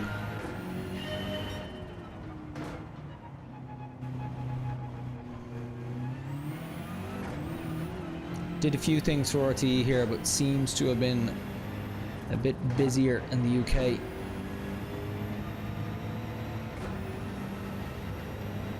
I'm sure we didn't even have English channels here when I was growing up. You're 50 next year. Oh, good for you. Yeah, I'm 40 this year. 10 years my senior. Or 9 years. How are you feeling about turning 50? I have to say though, there's a lot more positive stories about like people turning 50. like I think of I always think of the likes of Hugh Jackman and like Daniel Craig and like where they were in their careers and like their physical health turning 50. But like when you think of people turning 40, they kind of disappear. That's when they develop beer guts and their metabolism catches up on them, and then they spend their 40s trying to make up for it and turn 50 and look great again. So I don't know. I don't have as many positive 40-year-old role models, if you know what I mean. Wish you were terrible. Nah, I don't care either way. I really fucking cared about turning 40. Still doing away. Made a lot of life changes since though that have kind of made me feel a bit better about it. But yeah, man, around the time I turned 39, I had a complete early onset midlife crisis. Still kind of going through it, to be honest.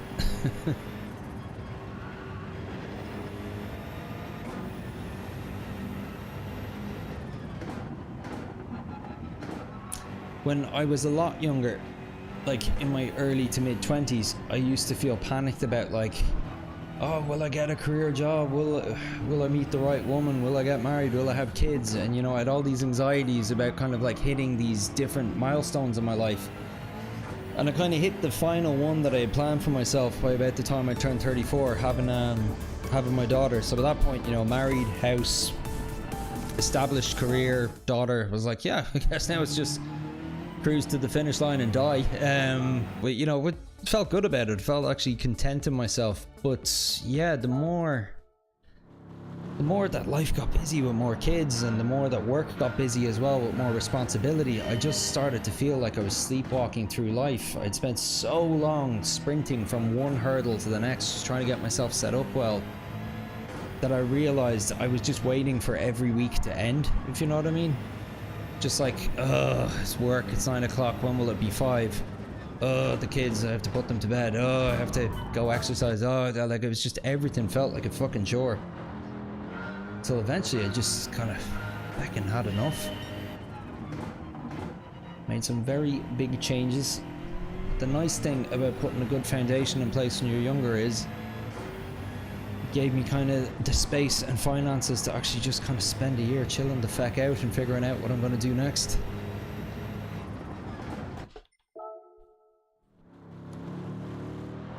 Like to forget your 40th year, your wife walked out, and you know, I'm really sorry to hear, dude. I hope it worked out for you in the end, one way or the other.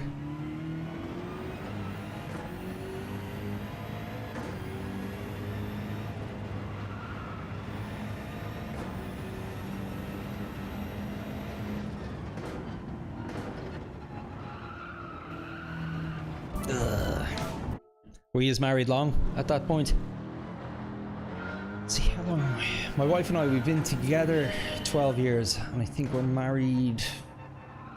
How many? I think we're married 8 years this year.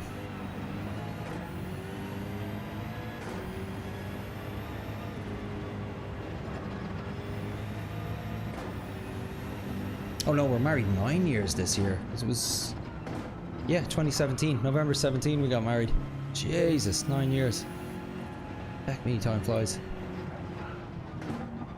Yeah, if only my lap times would fly as well, I'd be laughing.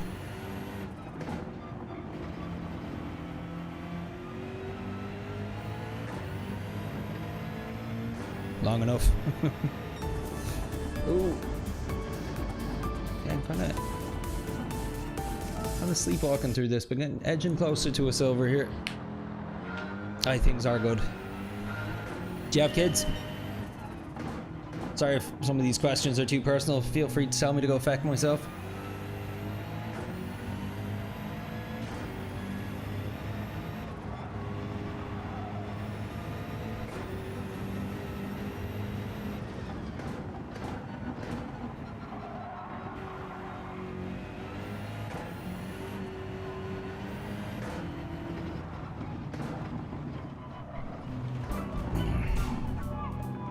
In 2003, married 2008, ended in 2016. Yeah, long enough.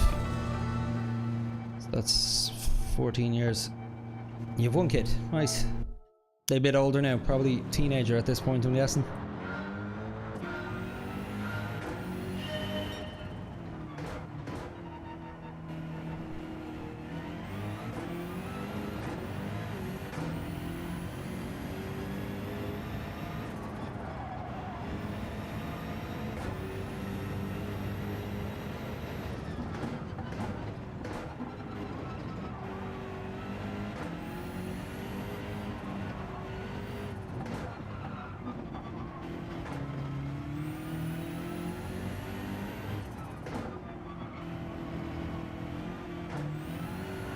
No.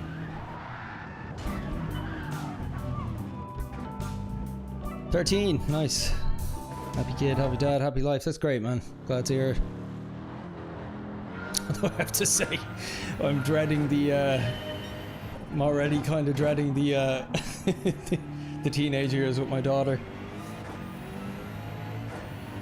I'm not sure how I'm gonna handle some of the "you're not going out and that thing" kind of conversations.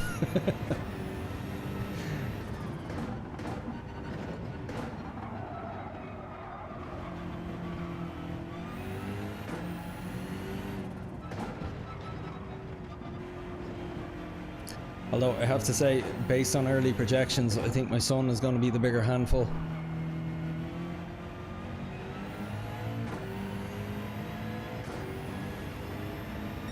Yeah, slower there. Good luck. Yeah. Yep. I know, obviously enough, the school system is different in the UK, but 13 is a fairly big age here, because it's kind of when you start like the senior system, I guess you'd call it. It's when you start working towards the first big kind of state exams that will yeah, if effectively affect your trajectory in life and kind of what college you can get into even.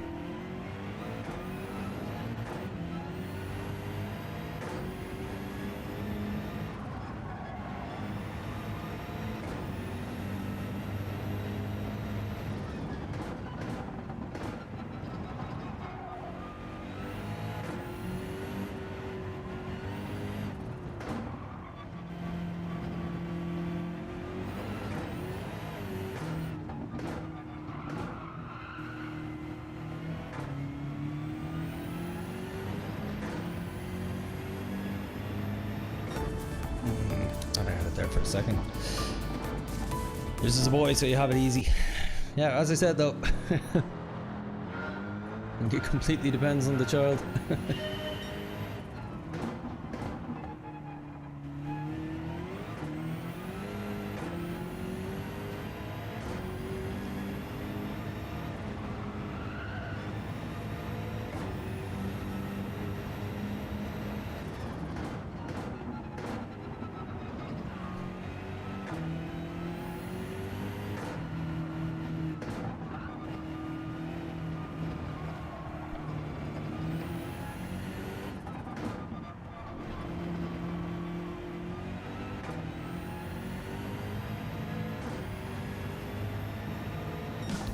Nice. Okay. That's an honest silver there. New record as well. Jeez, I must have just scraped it the other time. Hey, Ants. How you doing, buddy? So we've bronzed every section, and I'm now going through it section by section, getting silver. So I did get silver on some of these first try, but or first time, maybe not first try, but I was kind of sleepwalking through it. So I'm going to go back and just make sure that I can get it consistently. Cheers, dude.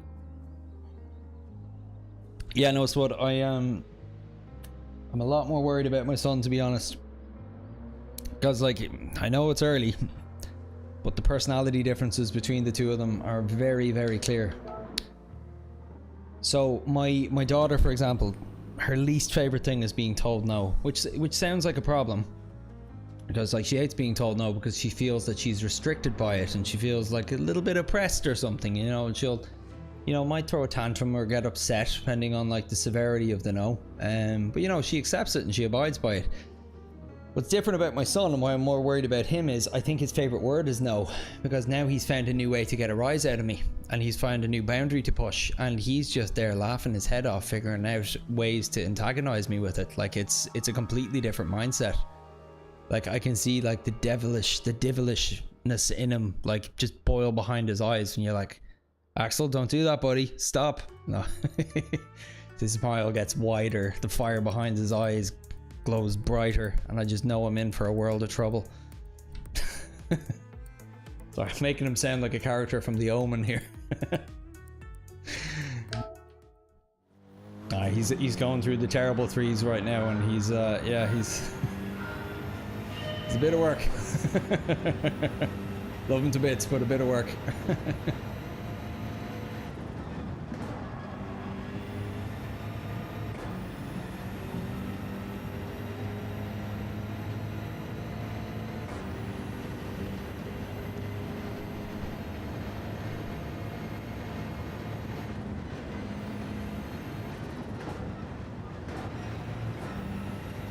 Overly cautious here.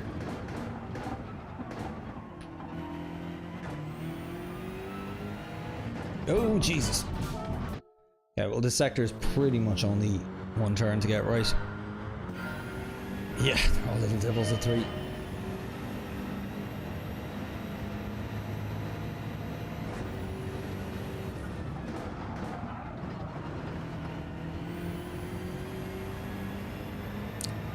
Our creche that we send him to, like his daycare, they're all like, you know, very do things by the book, and if something happens to them, like they essentially give us like an accident report that we have to sign. It's effectively a do not sue us document. We did our best for your kid, but he somehow found a way to hurt himself.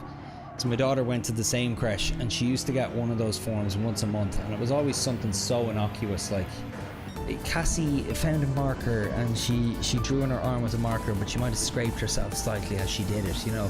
Whereas Axel, we get one of those accident forms at least once a day, sometimes even twice a day, and it's always something like he found a fork and stuck it in a plug socket while firing off a flamethrower at another kid's hair. Like it's just always so much more extreme than anything she ever had, and constant.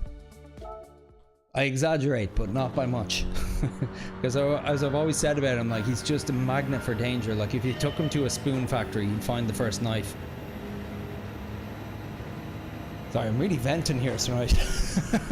Sorry, I need to concentrate on the track. Everyone says terrible twos, but my son is 3 now as well, and he is just as challenging for me. Alpha male in the house constantly. Yeah, no, 3s are worse than 2s, definitely. No, I did not. Although, yeah, I suppose Axel Rose actually spells his name without an E, but no, Axel, he has an E in his name.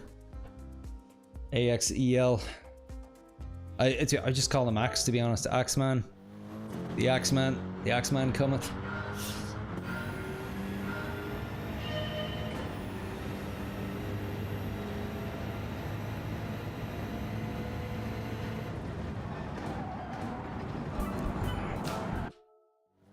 Would have thought it's only a dab there. No, that's your new tease. You'll spell his name without the E.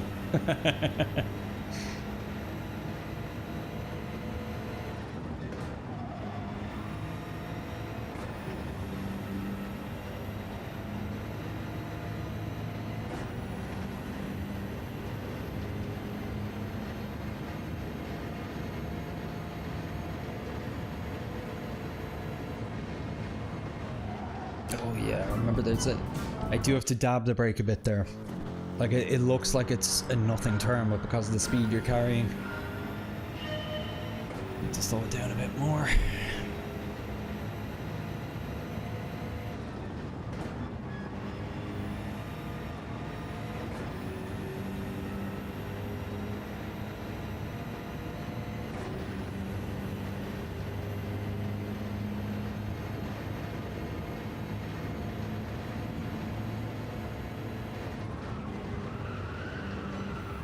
Tiny dab.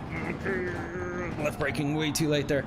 So I think it's even before I reach that bumper I have to. You know what? I'm going to actually take a look at the demo on this one because it's going to be so simple. I'm not measuring it at all.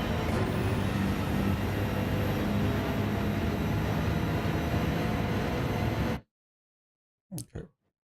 Okay, so that's a handy enough brake marker then. It's just 10% complete lift and fully back on. So I'm going to use... Okay, so it's basically at that 79 sign there as the two fences meet each other. Small dab right as they disappear. Right as they reach the edge of my screen, I'd say, in terms of reflexes. 10% dab, turning in, and then straight back on the power. That's pretty much all you need. Happy enough with that, even though he was pulling further away from me. Let's see what he does here though. Okay, so there is a brake. I wasn't sure if it was just he coasted in enough time or if he was actually dabbing, but he is dabbing. Where is he dabbing?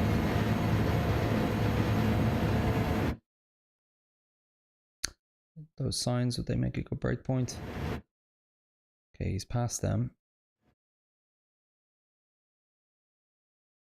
5 kilometer. Okay, that 5 kilometer sign would make a good brake point. Again, it's just 10%. Okay, and I think he was using the end of the curb there. Let's take a look.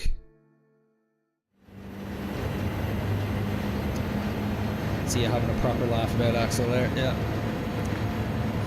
Who needs enemies when you got such good friends, huh? Okay. Okay, so before he hits the end of that curb. So he's about a car length or two back from the end of that curb. I had been, like that curb had been disappearing and I was like, oh, I need to brake now. And then it was just obviously too late. I was into the sand.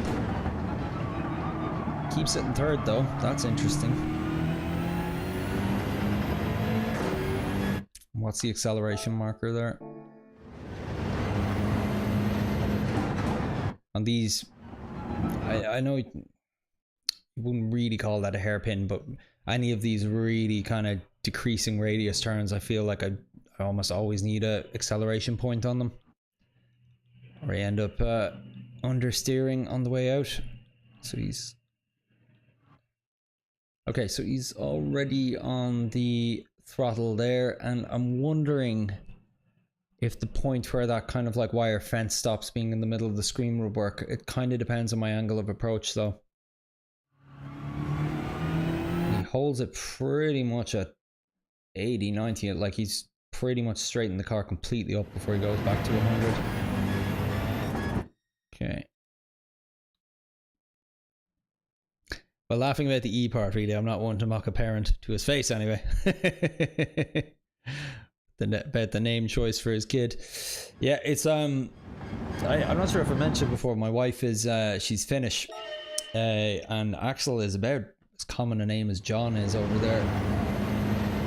We wanted something that I thought sounded cool here, but you know, she felt would be normal for when we go back there.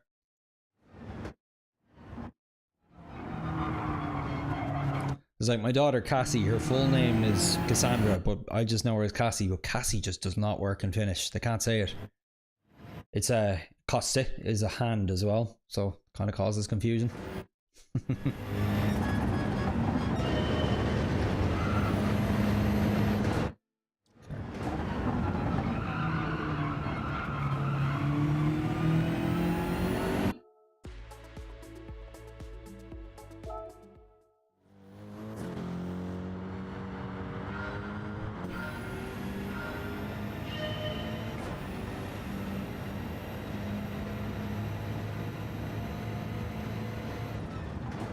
Oh, that was way too heavy on the brake and way too late.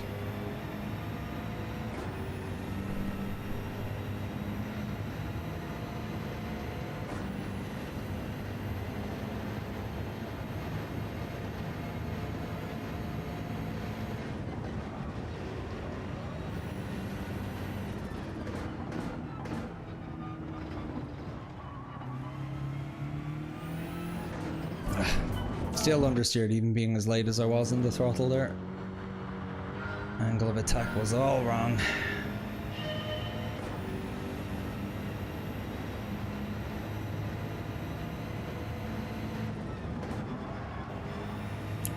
Gear sillily. Oh well, not going for gold, only going for silver.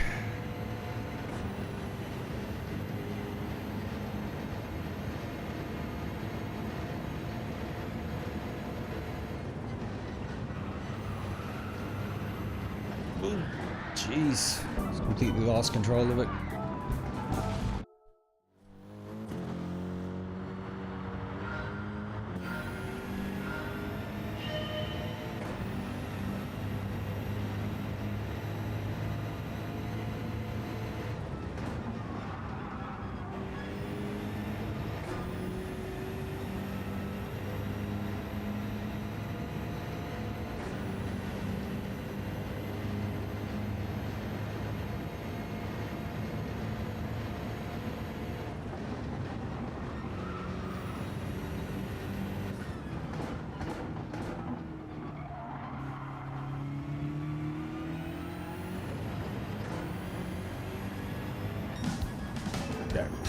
Happy enough with that. Slower than last time, but I feel it's repeatable now. Okay, now here's one I didn't silver last time. Let's take a look at the demo.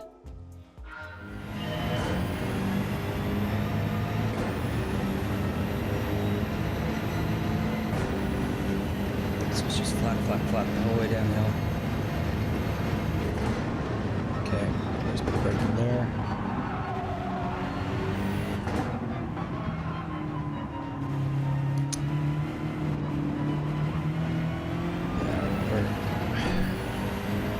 Yeah, we're finding this one quite tough the first time.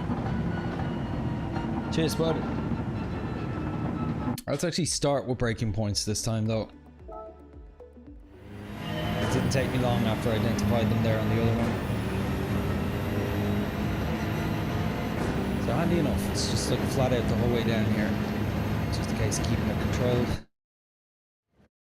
Okay, so he's already on the brakes there. Spud, have you ever seen that before? I've seen that on a couple of these demo videos now where I'm seeing brake input but I'm not seeing the ABS light on. And he does have ABS, like the light comes on eventually, but I've never seen it happen that way around.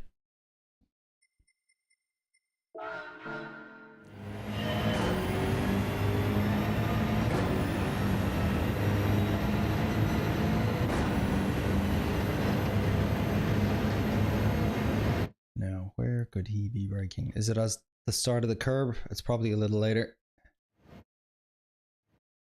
Could it be the red marking on the fence on the left there? No, he's going before. I think it's the man in orange. I think that would be a better brake marker.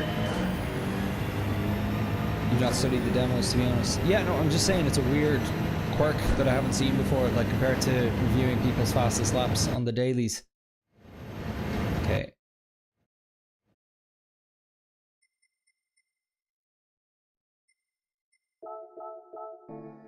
Okay. Okay, so it's before the man. And I know reflexes wise, I'll actually need something further back than that again.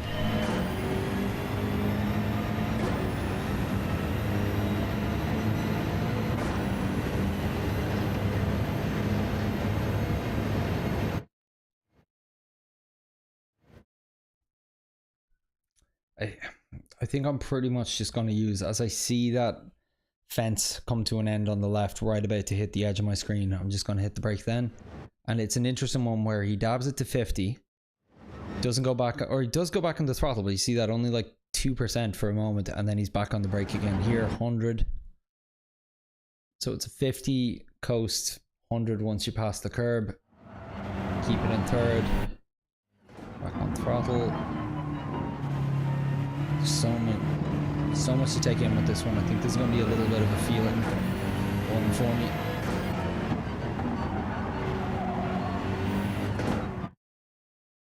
Okay, here's another 100 here.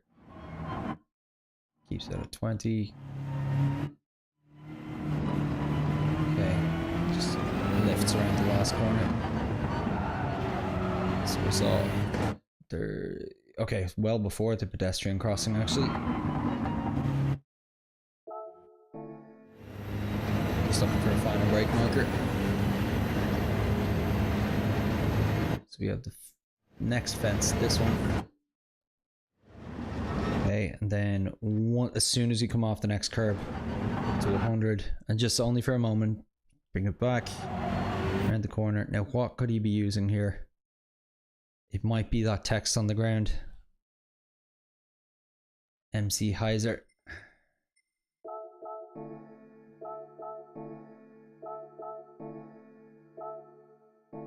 No, he's further on.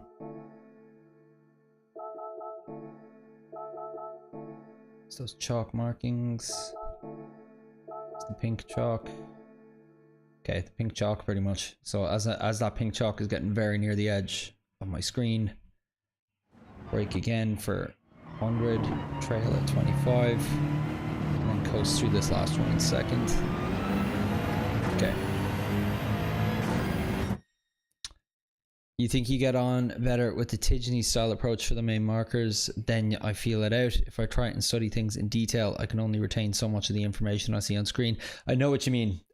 Like there's so many people that like they have a break point, a turn-in point, a minimum apex speed, and then an acceleration marker. And for me, yeah, that's too much to take on at first. For me, at first, I tend to just look at braking references, dial it in from there, and then when I'm looking for that final kind of 5% of speed, that's where I kind of start adding additional.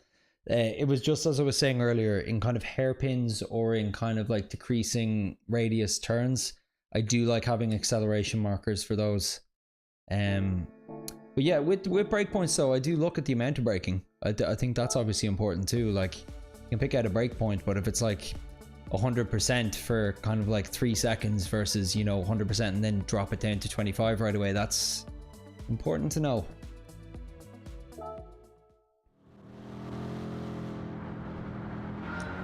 So I'm actually going to go relatively slowly here and just try spot the brake markers, just get my vision kind of trained on where they are. I need to be careful with the fence here because there's a similar one first. There's that one, it's not that one.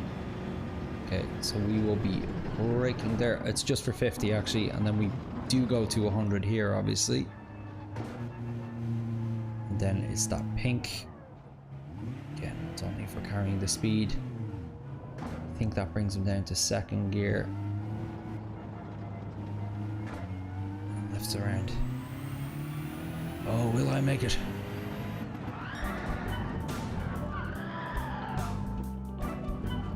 Gavin, how you doing? You all good? You're not doing any daily races this week? No, it was just the endurance race. Having to come up to speed with that one in time ate up all of the time I'd normally spend on dailies this week.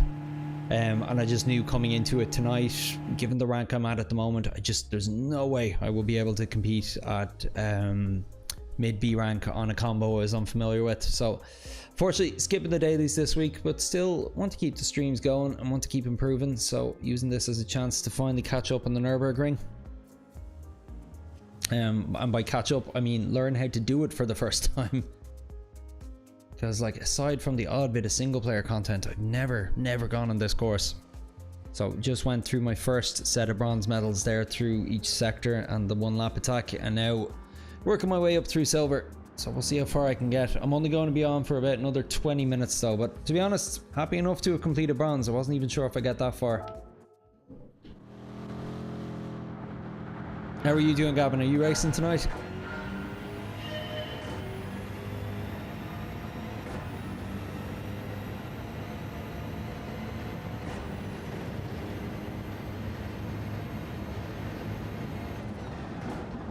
Okay, geez, like I was at 100% brake there and the car definitely wasn't slowed enough. He's only going to 50 there.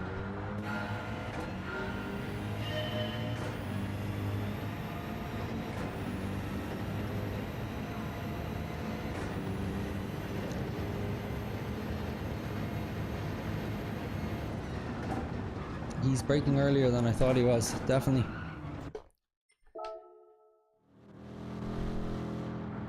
Gavin, remind me, are you on the Discord yet? I'm not sure if I've seen you in there. Alright, if you're not, you should join. You're a regular enough viewer. The link is in the description there.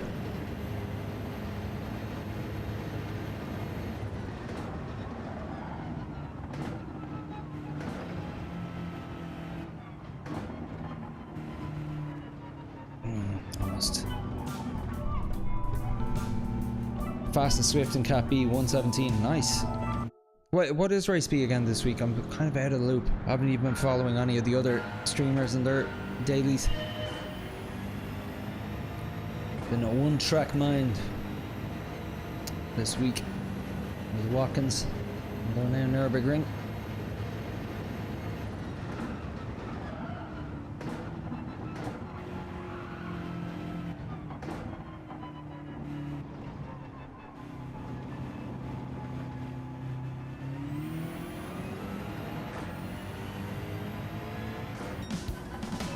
Nice. I won't fret it. I don't think it's fully repeatable yet, but you know, fuck it. I need to do it 1 or 2 more times just to get that into the muscle memory.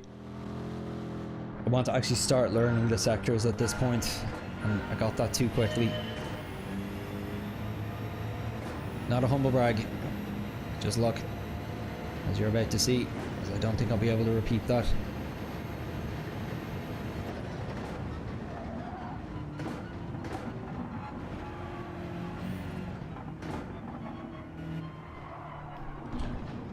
It's a shame. I think I was on for it. Had I not gone off there. Men Panorama. Nice. That's actually one I'm not too familiar with yet. I think I've done one daily there, but it was early days. And I was less structured.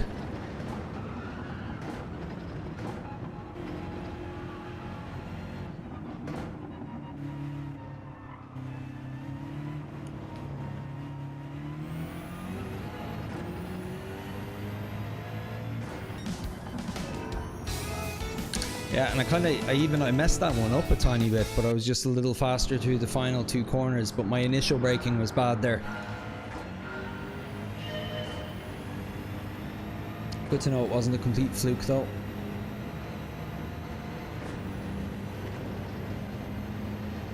It's a tricky kind of braking pattern this. I've never actually done anything like that before, where you're 50 off and then immediately back on again.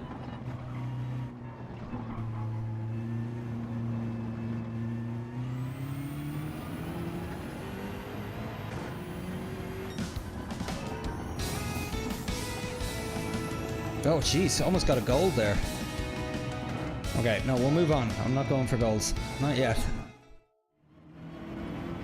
Joe Smith, how you doing, buddy? Hey mate, how is all? I've been doing the circuit experience this week. Very tricky. That late apex towards the end of this sector is hard to get right. Yeah, as I was just saying, can't think of another course where you brake like that, where you go 50% lift, don't go back on the throttle, and then full brake once you go over the curb. It's I'm glad that I spent some time actually reviewing the demo on that one before I went for it. Might do that from now on. So how are we doing? So in this one stream, we got the whole way through on bronze. And we've got 3 sectors on silver so far, but I'm starting to get them a bit faster. Let's see. Oh yeah, this is one of the trickier ones. What led you to trying that this week, Joe? Just funny coincidence, or like for me it was just the way the week was laid out. I needed to fill a stream with something and I knew I wasn't going to be doing dailies this week, so it's just something I've always wanted to get around to doing.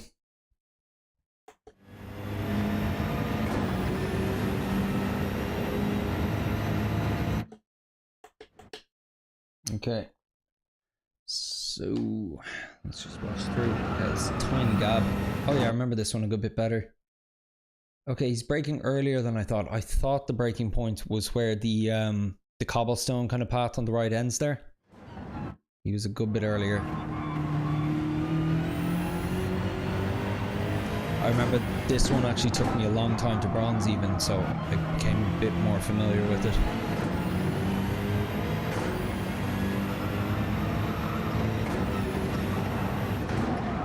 That section.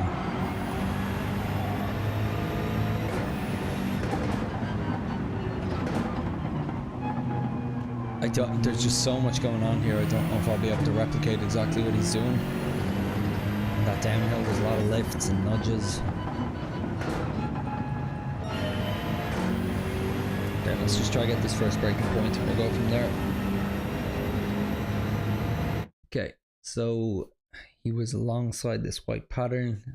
What braking points could I use here?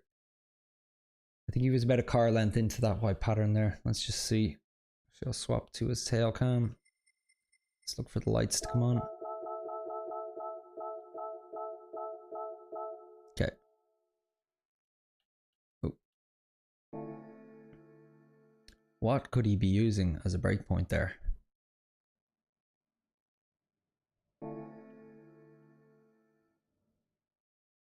Can't use the camera to look around the car. It's a bit annoying. Is it? I think it's just going into that white thing and waiting a beat.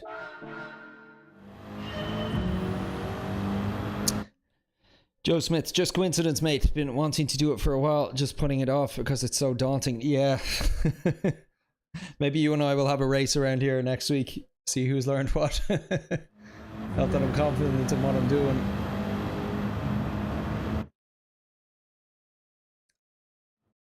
Yeah, so I think it's just wait for that to disappear, wait like a fraction of a second and then brake. But it's just a tiny dab, 15-ish%. Now braking here, again this one was earlier than I was expecting. Okay, he is using the text on the road there, waiting for that to disappear. Let's go into my hood view here. Okay, calling it out. Brake. And brake. Okay, we'll do it. Small lift. Okay, massive braking zone here. Let's try to get that one as well.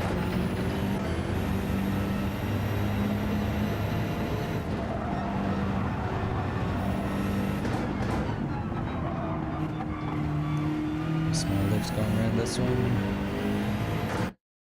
Okay, it's probably one of these signs.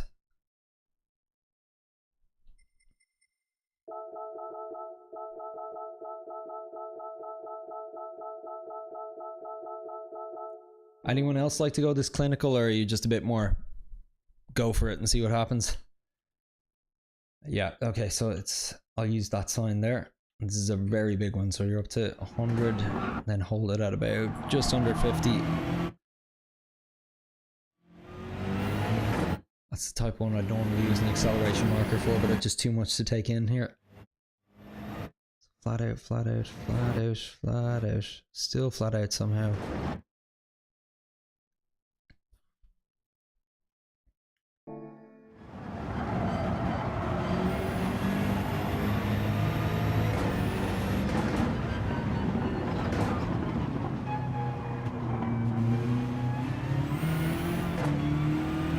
I think this is one I'm just going to have to do and start to memorize a bit more and then come back for reference. It's a longer one and there's a lot to it.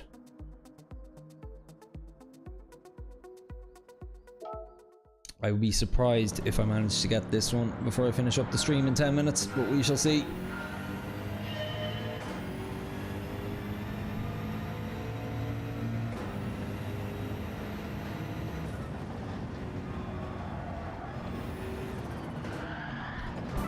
Great, not a great start. Find the braking point though.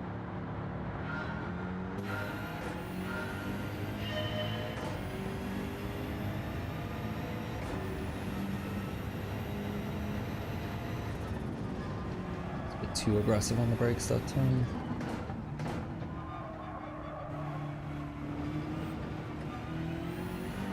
Ah, darn.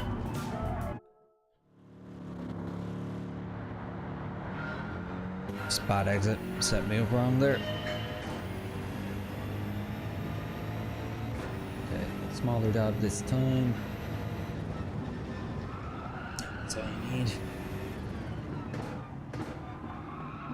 To be a little harsher on the brakes there.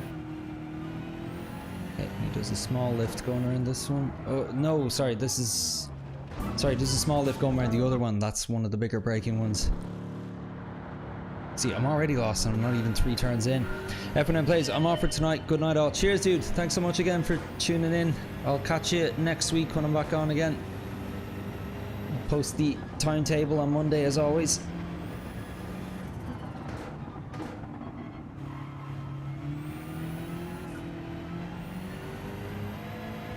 Yeah, there's the sign. Okay, this was one of the bigger braking zones. And this part is flat out for a while.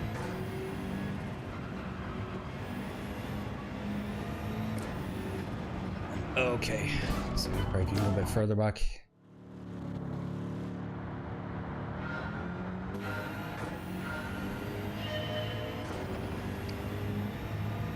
So push the first 3 corners and then I'll go a bit softer just to try and take in a bit of what's happening.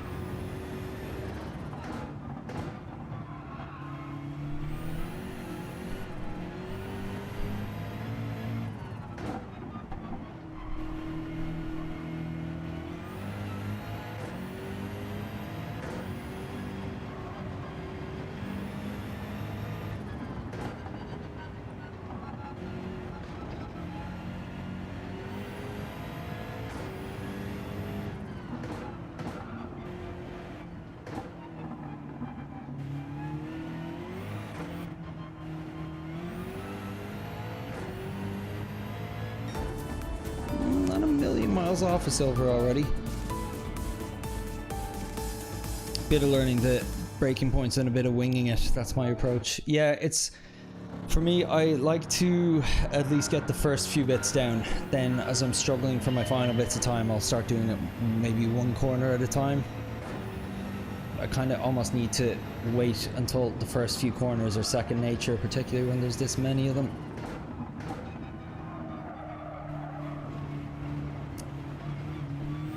It's gonna be worse. Way worse.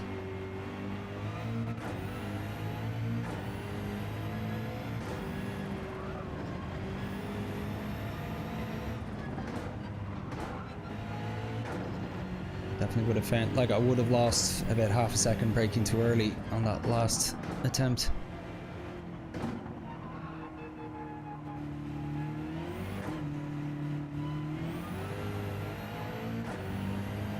Yeah, my start was just very slow there.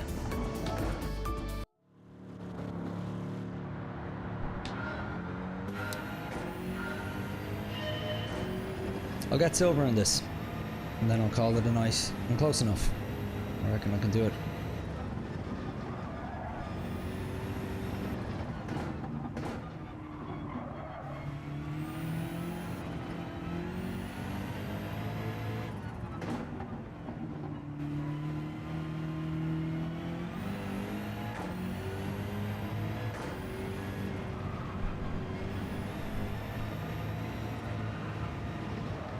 What the... Completely missed my braking point there. I was looking out for the sign and I didn't see it. Sorry, Gavin says, I'm started myself zipping through these on Sector 9 now. Nice. Are you going for gold on each of them, or...?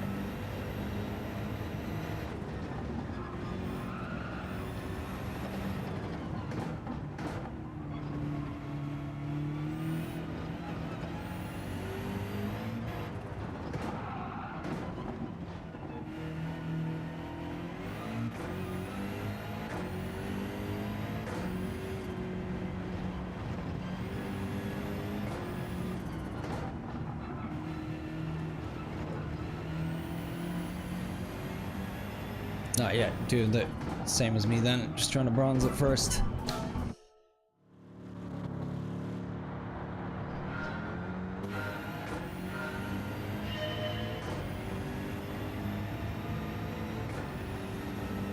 Okay, brake a little less here.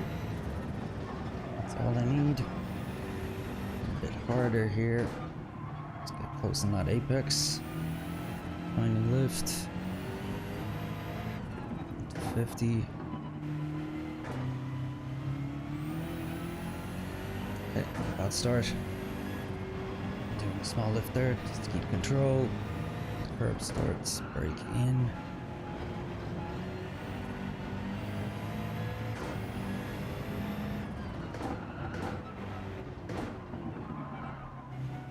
That might have killed my momentum there.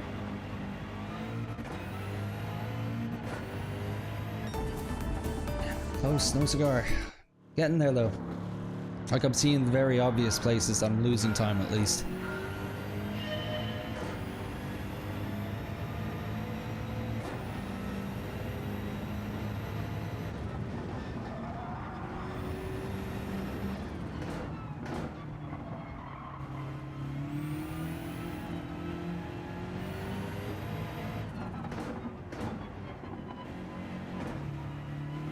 Probably shouldn't go down to 1 there.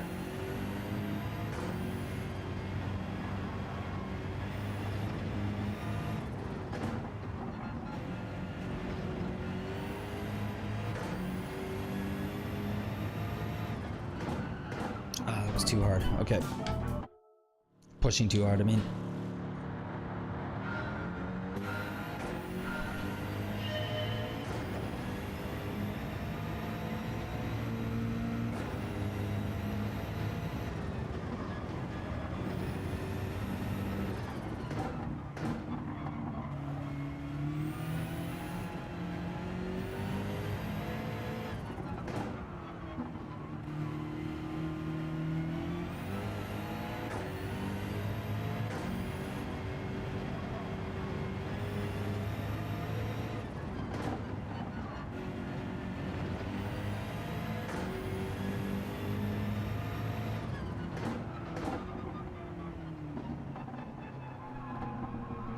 That's too soft on the brake. Oh, it's a shame. I was so on for it there until that last turn. If I just broke a little harder and was faster off in the throttle leaving, I would have been fine.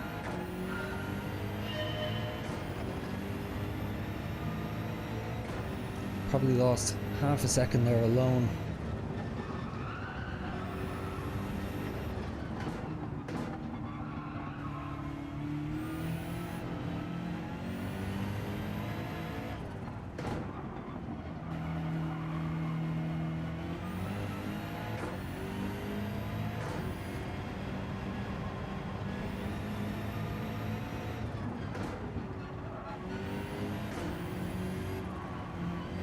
Ah, I shouldn't have lifted there.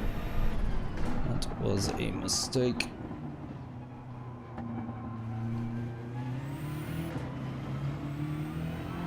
Oh no! Would I have made it there? It was on the line.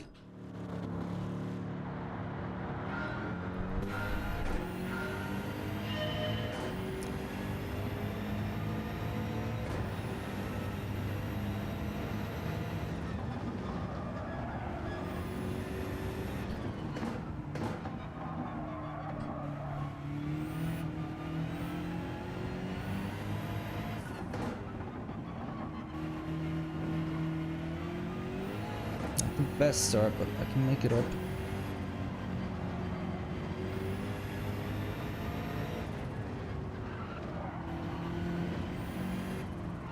Ah, that's the one I don't need to brake at. I keep forgetting. I keep thinking it's this one. Sorry, Gavin. Keeping up with you on some not so. Yeah, it's complete luck of the draw. Like, to be honest, most of my bronze times there, didn't even know what I was doing. Like, I wasn't like this where I was looking for break points or anything.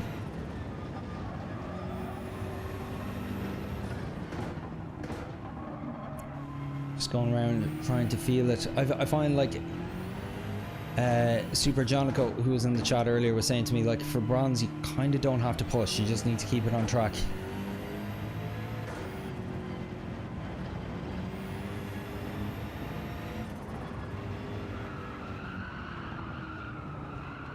Too much. How we doing? Okay, look, I'm putting an 8-minute hard stop on this because I really don't want the stream to run over too much, and I thought I'd be done by now given how close I was 10 minutes ago, but here we are.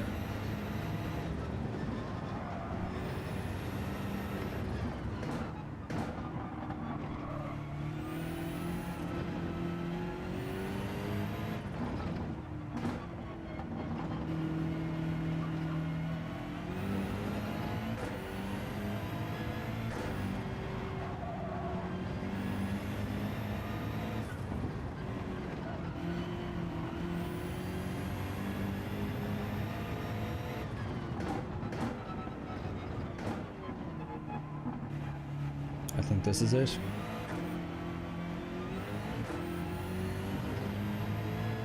Nice. Yeah, no, I felt it in the middle sector. I don't use TC to make it a little harder. I never use TC, to be honest. Spud says, I am pleased to announce I've completed my weekly house clean. Please feel free to congratulate me. Okay, I'll give you congratulations, goat. Like and subscribe to Puka GT. What he means to say is good job, Spud. That's all that he wants from you. Yeah, Gavin, I just, while I started taking the game more seriously and doing kind of like YouTube coaching or whatever, one of the first things a lot of people were saying is just get used to not using traction control as soon as you can, because it does slow you down a bit. It makes you more consistent, obviously, but if you want to get better pace, you kind of have to get used to driving without it. Still has its uses in wet weather, grid starts and things like that, but in general, in Gran Turismo at least, it's not the best idea to use it. Cheers, Spud. Okay, so how did we do? Let's get out of here. Okay, so we got 4 sectors into silver. That's not a bad result. That's not a bad result at all for 2 and a bit hours. That's good to hear, Joe. Yeah. Turn off traction control too. Yeah, luckily I came over from the F1 games to Gran Turismo, and pretty much from the moment I started with Gran Turismo I was taking it a bit more seriously, so I kind of started without assists. I actually started without ABS for some reason, which was a terrible idea, just because in the F1 games it's recommended to not use it. So yeah, okay, it kind of was fine-tuning my settings for the first kind of 6 months or so of playing. Still am to an effect, but you know, definitely have a much more solid kind of setup and piece that I'm used to now, at least. But anyway, guys, thank you so much for tuning in for this silly one-off session. I enjoyed it. A lot of fun. I'm definitely going to keep going with this, probably on my own time from now on, because I want to put the streams back on focusing on dailies next week. Which, by the way, I won't be back on doing dailies until next week. I won't be back on streaming until early next week, but I will share the timetable and schedule for next week early on Monday. So I'll most likely get on for either a Monday or a Tuesday practice session, and then I'll get daily race streams kind of happening in the evenings, most likely Wednesday, Friday, and Sunday. Need to take a look at my calendar to be sure. But anyway, Spud, Gavin, Joe, who else did we have in the chat? F1M Plays, Drac, of course, for sharing his lap with me, Ants as well. Thanks so much, lads, for tuning in. Really appreciate you keeping me company while I worked on this. It was good crack. Anyway, to the rest of you, I'm Clark, you're watching Puka GT. Thanks for watching. I'll catch you next week.